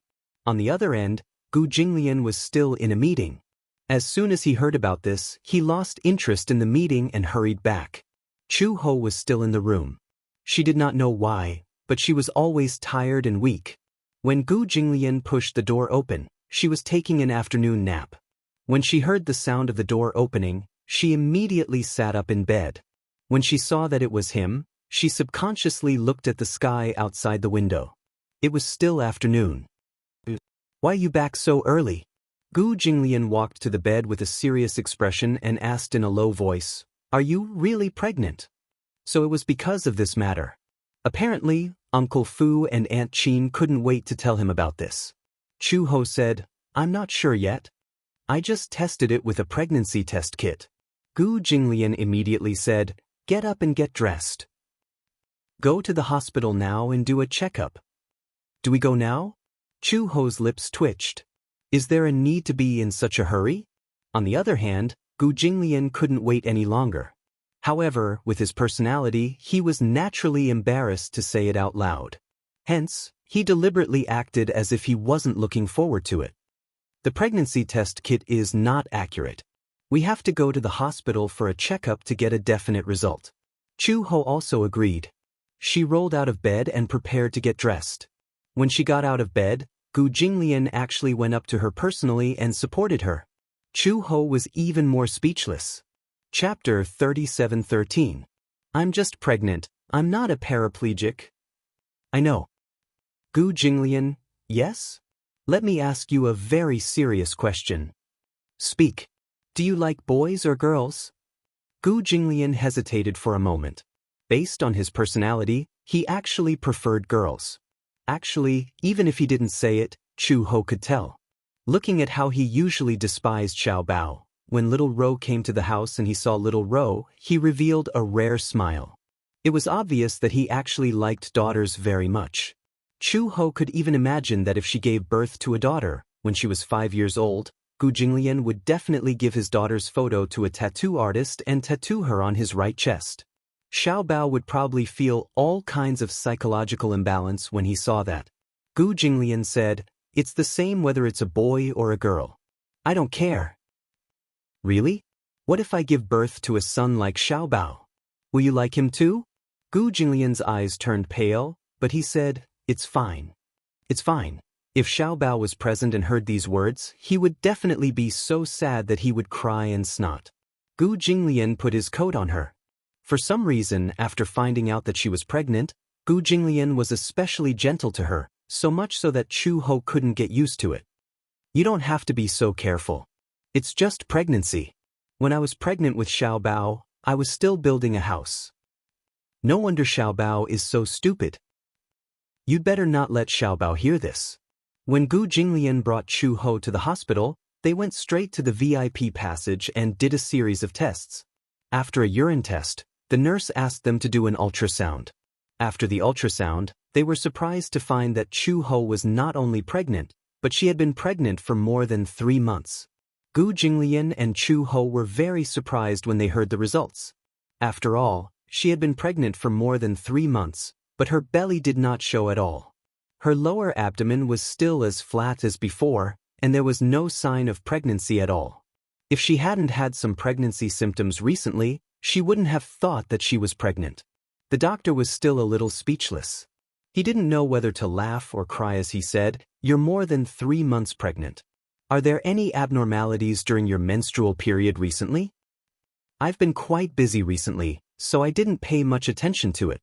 Moreover, I've taken better contraceptive measures, so I didn't think about it." "Do you always take contraceptive measures?"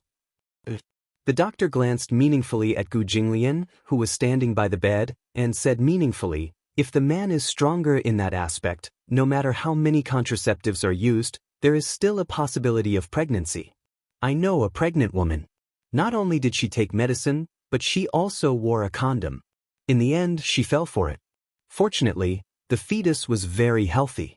As he spoke, the doctor looked at the screen and exclaimed, What happened? Wait a moment. Let me take a closer look." The doctor took a tool and rolled it around her belly. He said in surprise, "Ah, it seems like there's more than one." "More than one?" Gu Jinglian raised his eyebrows. "What do you mean?" The doctor looked at the screen seriously and then smiled as he congratulated. "Congratulations, it's a pair of twins. How rare, how rare. The first pair of twins this year." "Twins?" Gu Jinglian and Chu Ho looked at each other and also found it strange. "A boy and a girl?" "Yes." Chapter 37:14. Fraternal twins? A boy and a girl. Chu He, on the other hand, found it strange. "How can you tell?" "Fraternal twins are twins. We can tell from the ultrasound. However, the probability of this is very small. There are only 1 to 5 in 100 people. It's a very small probability." Gu Jinglian was stunned. The doctor saw his reaction and thought that something was wrong. He was a little nervous. "What's wrong? Are you unhappy that your wife is pregnant with twins?" Gu Jinglian came back to his senses and glanced at the doctor. Then he glanced at Chu Ho beside him. There was a strange light in his eyes. His gaze fell on Chu Ho's belly, which was still as flat as before. His eyes flickered. It was a surprise. It was too sudden. The sudden appearance of a pair of twins left him a little dumbfounded. How could he not be happy? However, given Gu Jinglian's character, who had never been good at expressing his emotions, it was very difficult for him to express his happiness. However, even though he appeared to be calmer, Chu Ho still noticed that his fingertips were trembling slightly. He was excited. Although he still maintained his usual calm expression, his trembling fingertips revealed that he was a little excited. When they left the consultation room, Chu Ho was carrying a bag in his hand. Gu Jinglian was holding the ultrasound scan for a long time. There were only 2 black dots on the scan. Gu Jinglian felt that these 2 black dots looked like Chu Ho had swallowed 2 potatoes. He could not tell what they were. On the report, there were black words on a white background. They were categorized as twins A and B. There was no doubt that they were fraternal twins. This proved that there were 2 little lives in her belly. Perhaps one was a son and the other was a daughter. Gu Jinglian's cold lips gradually curved into a faint smile. Chu Ho observed the change in his expression and did not know whether to laugh or cry. "Gu Jinglian, what's with your half-smiling, half-crying expression?" Gu Jinglian heard this and immediately controlled his expression. He pretended to be calm and said, "I'm not smiling. The corners of your mouth are curled up. Is this not considered a smile?" "Gu Jinglian, if you're happy, just smile. You didn't see the expression on your face. It's uglier than crying." Gu Jinglian narrowed his eyes unhappily. "Stop talking." She was disturbing his good mood. "Do you want this child?" Chu Ho suddenly asked. Gu Jinglian suddenly stopped and looked at her with a dangerous gaze. She asked this question. Did she not want to keep it? "You don't want it?" "No, but I have to abide by your opinion." Chu Ho continued, "We have Xiaobao, Lin Shi, and now there are 2 more in your belly. There are 4 children in the family. I don't know if you're mentally prepared. Are you afraid that the 4 children will turn the world upside down?" "I'm really worried about that." In Chu Ho's heart, Gu Jinglian was undoubtedly the big devil. If the pure blood of this big devil gave birth to a little devil and a little witch, then the Gu family would not have a peaceful day in the future. Since you're pregnant, then give birth to them properly. It was not as if he could not afford to raise them. Even if they lived in a group like pigs, the Gu family would not be turned upside down. What if Xiaobao can't accept it? Chu Ho had seen many families with 2 children. Dabao and Airbao fought for favor and bullied Airbao. Chapter 37:15. Although she felt that Xiaobao would not bully his younger siblings or resent them, she still had such concerns. If she was worried about her younger siblings, her energy would be distracted and Xiaobao would feel aggrieved. "Why are you worried about this?" Gu Jinglian did not think much of it. If he doesn't accept it, just beat him up. What a violent solution. Gu Jinglian said, "Get in the car. We'll talk when we get home." Just as he turned around, he could no longer suppress the joy in his heart, and his lips curved into a gentle arc. He did not know when it started.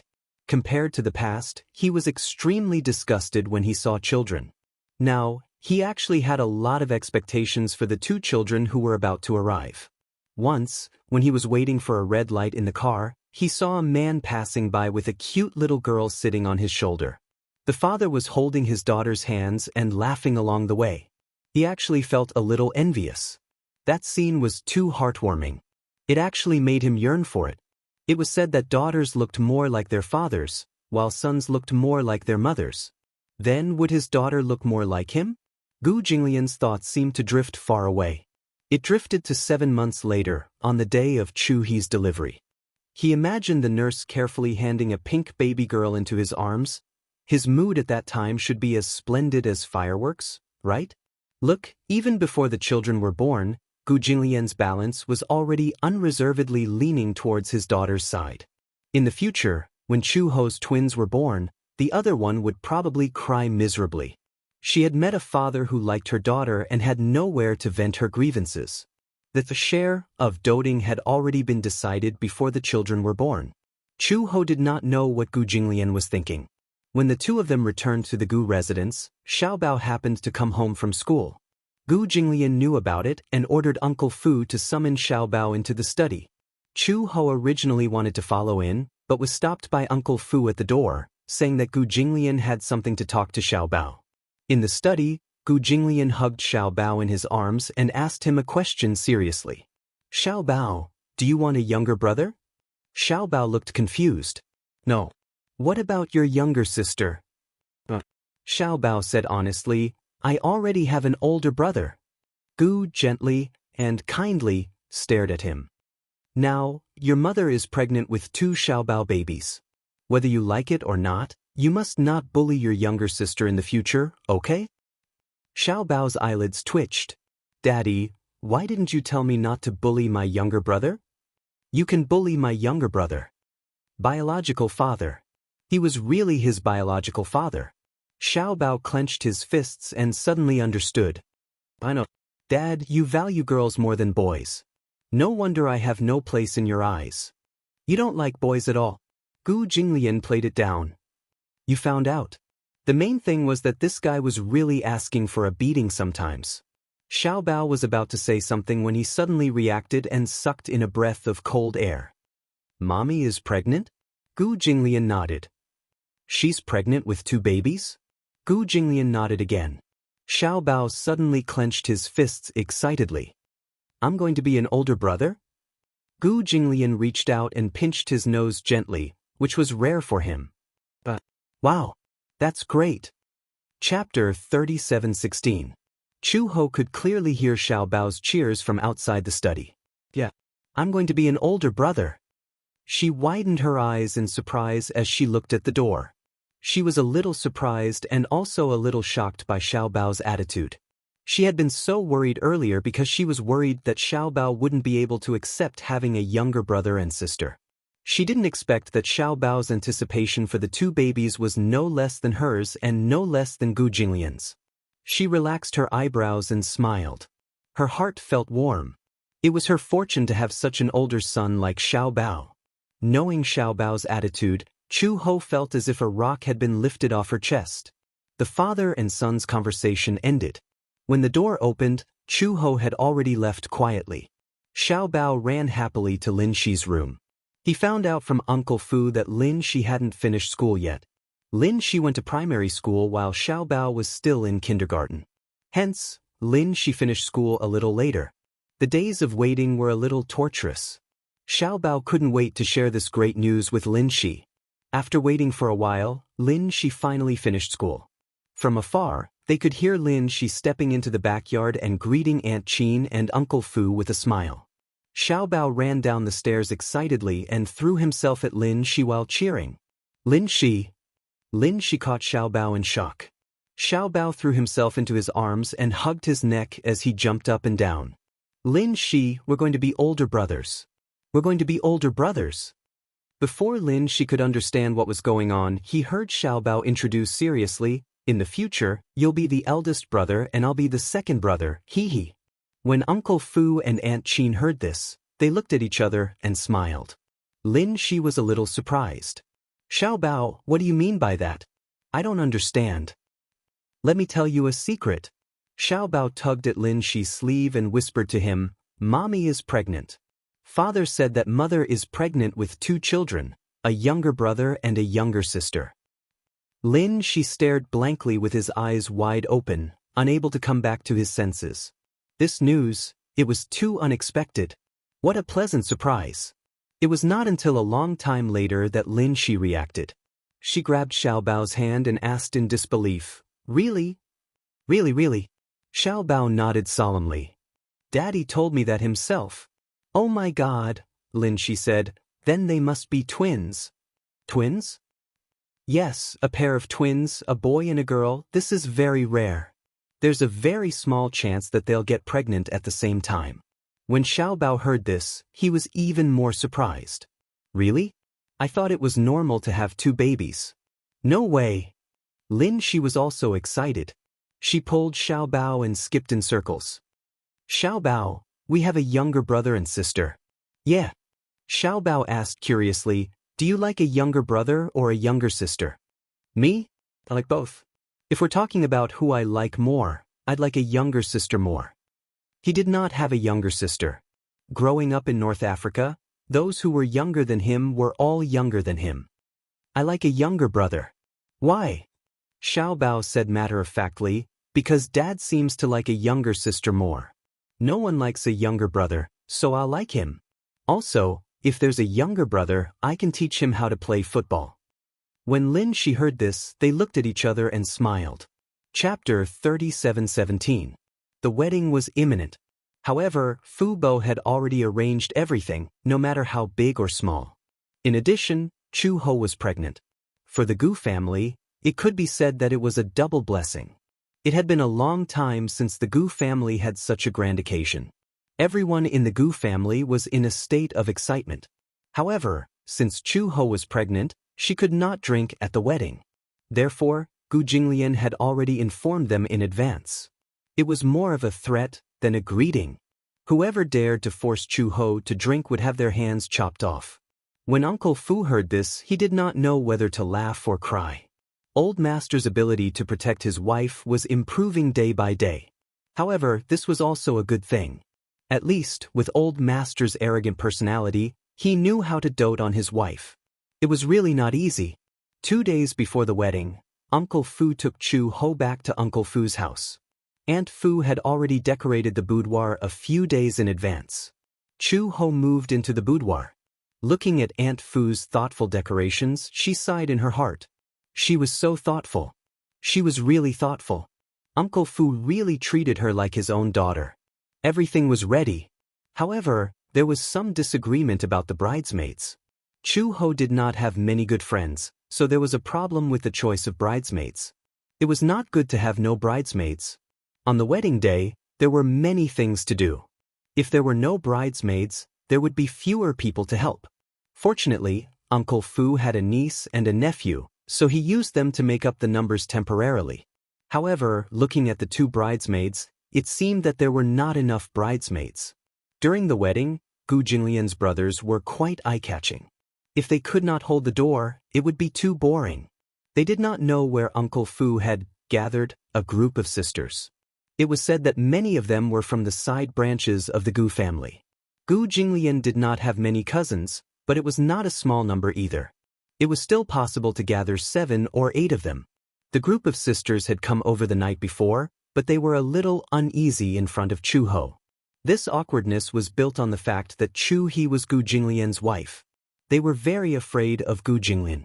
In the Gu family, Gu Jinglian was the most authoritative person. He could do whatever he wanted.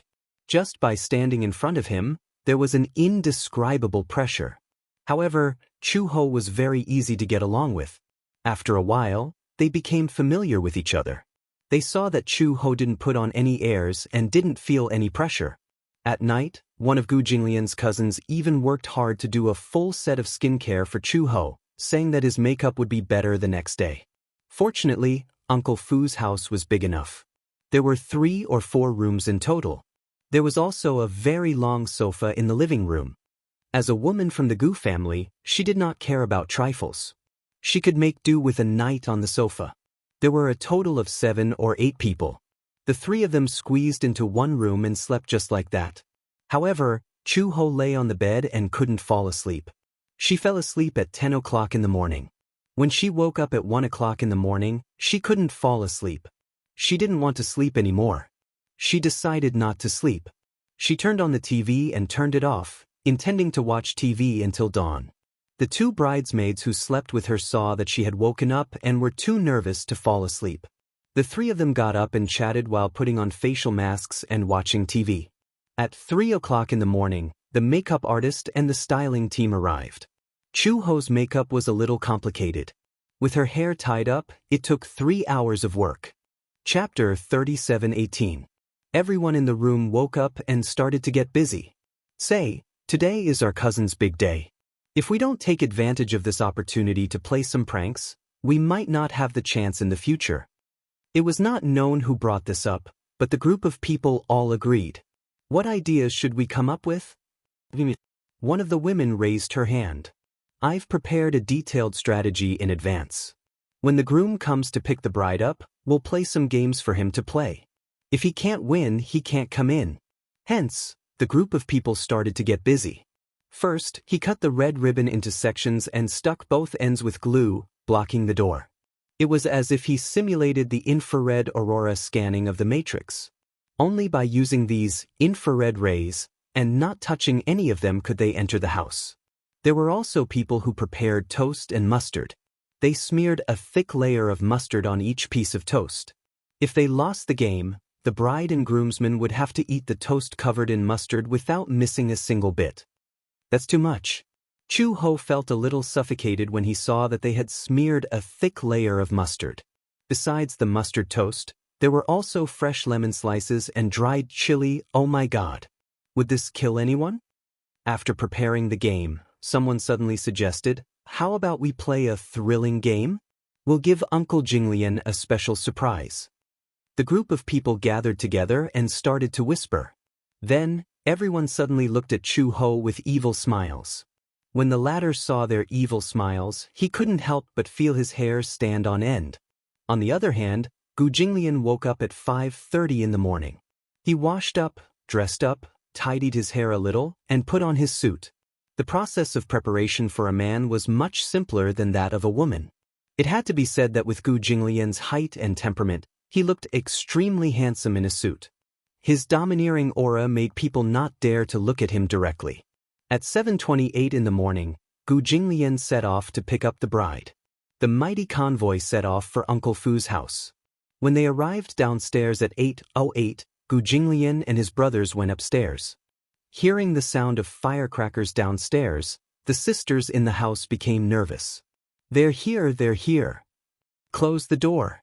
The group of people hurriedly locked the door and blocked the entrance. Just as the door closed, the elevator opened. Gu Jinglian walked to the door and saw that the door was closed. The best man beside him held a bouquet of flowers and knocked on the door. We're here. Open the door. How can I open the door without a red packet? That's right. We have more than 10 sisters working so hard. We won't open the door for you if you don't give us a red packet. Gu Jinglian snorted disdainfully.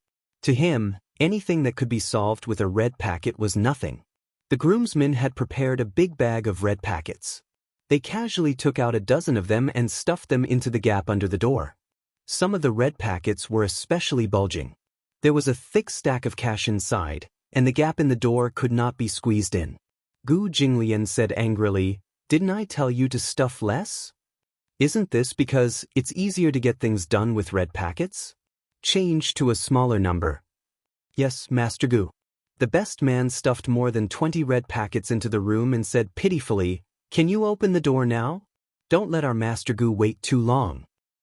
There are too few red packets. It's not enough." Chapter 37:19. The door opened a crack. When the groomsmen saw that, what were they waiting for? They immediately barged through the door.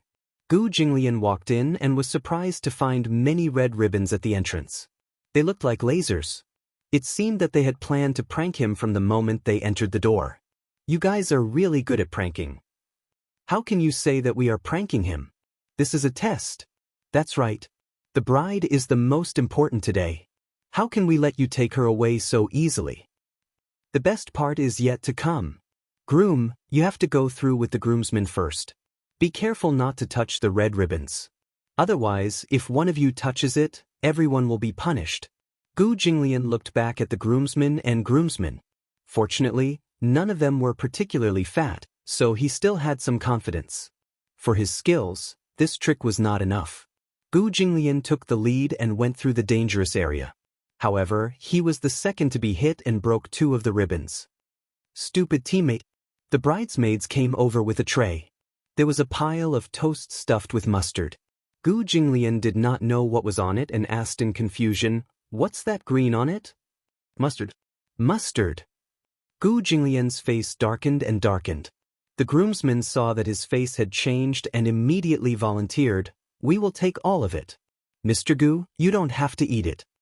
Seeing that the groomsmen wanted to take all of it, the bridesmaids objected firmly, "No, the groom has to eat it too. This is the rule of the game. We can't go against it."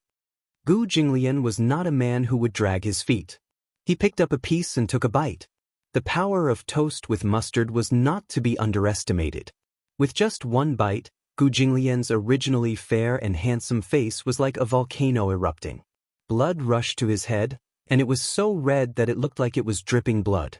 Cough. Gu Jinglian covered his mouth and choked. However, the bridesmaids said that if he did not eat the mustard toast, the bridesmaids would not let him in. There were a few more checkpoints inside. Gu Jinglian had no choice but to bite the bullet and eat all the toast. However, he felt uncomfortable after eating it. It was spicy. He felt like his lungs were burning. The groom has eaten. The groomsmen should hurry up too. Oh. The groomsmen took the toast pitifully. They took a deep breath and took a bite of the toast with their eyes closed. In an instant, everyone's faces turned red. They could not eat or vomit. What was even worse was that there was no purified water to serve them. Just by swallowing the toast dry, half of the people were gone. The bridesmaids and sisters laughed gloatingly. Among so many people, Gu Jinglian was the only one with the strongest mental fortitude. He was still standing after eating. Someone complained, "Su Feng, it's all your fault. If you hadn't knocked the ribbon off, we wouldn't have to eat this thing. There's so much toast. Eat it all." The groomsmen gave the leftover toast to the culprit. The latter had no choice but to swallow his grievance and finish all the toast. Usually, when Gu Jinglian was around, these people would never dare to be rash.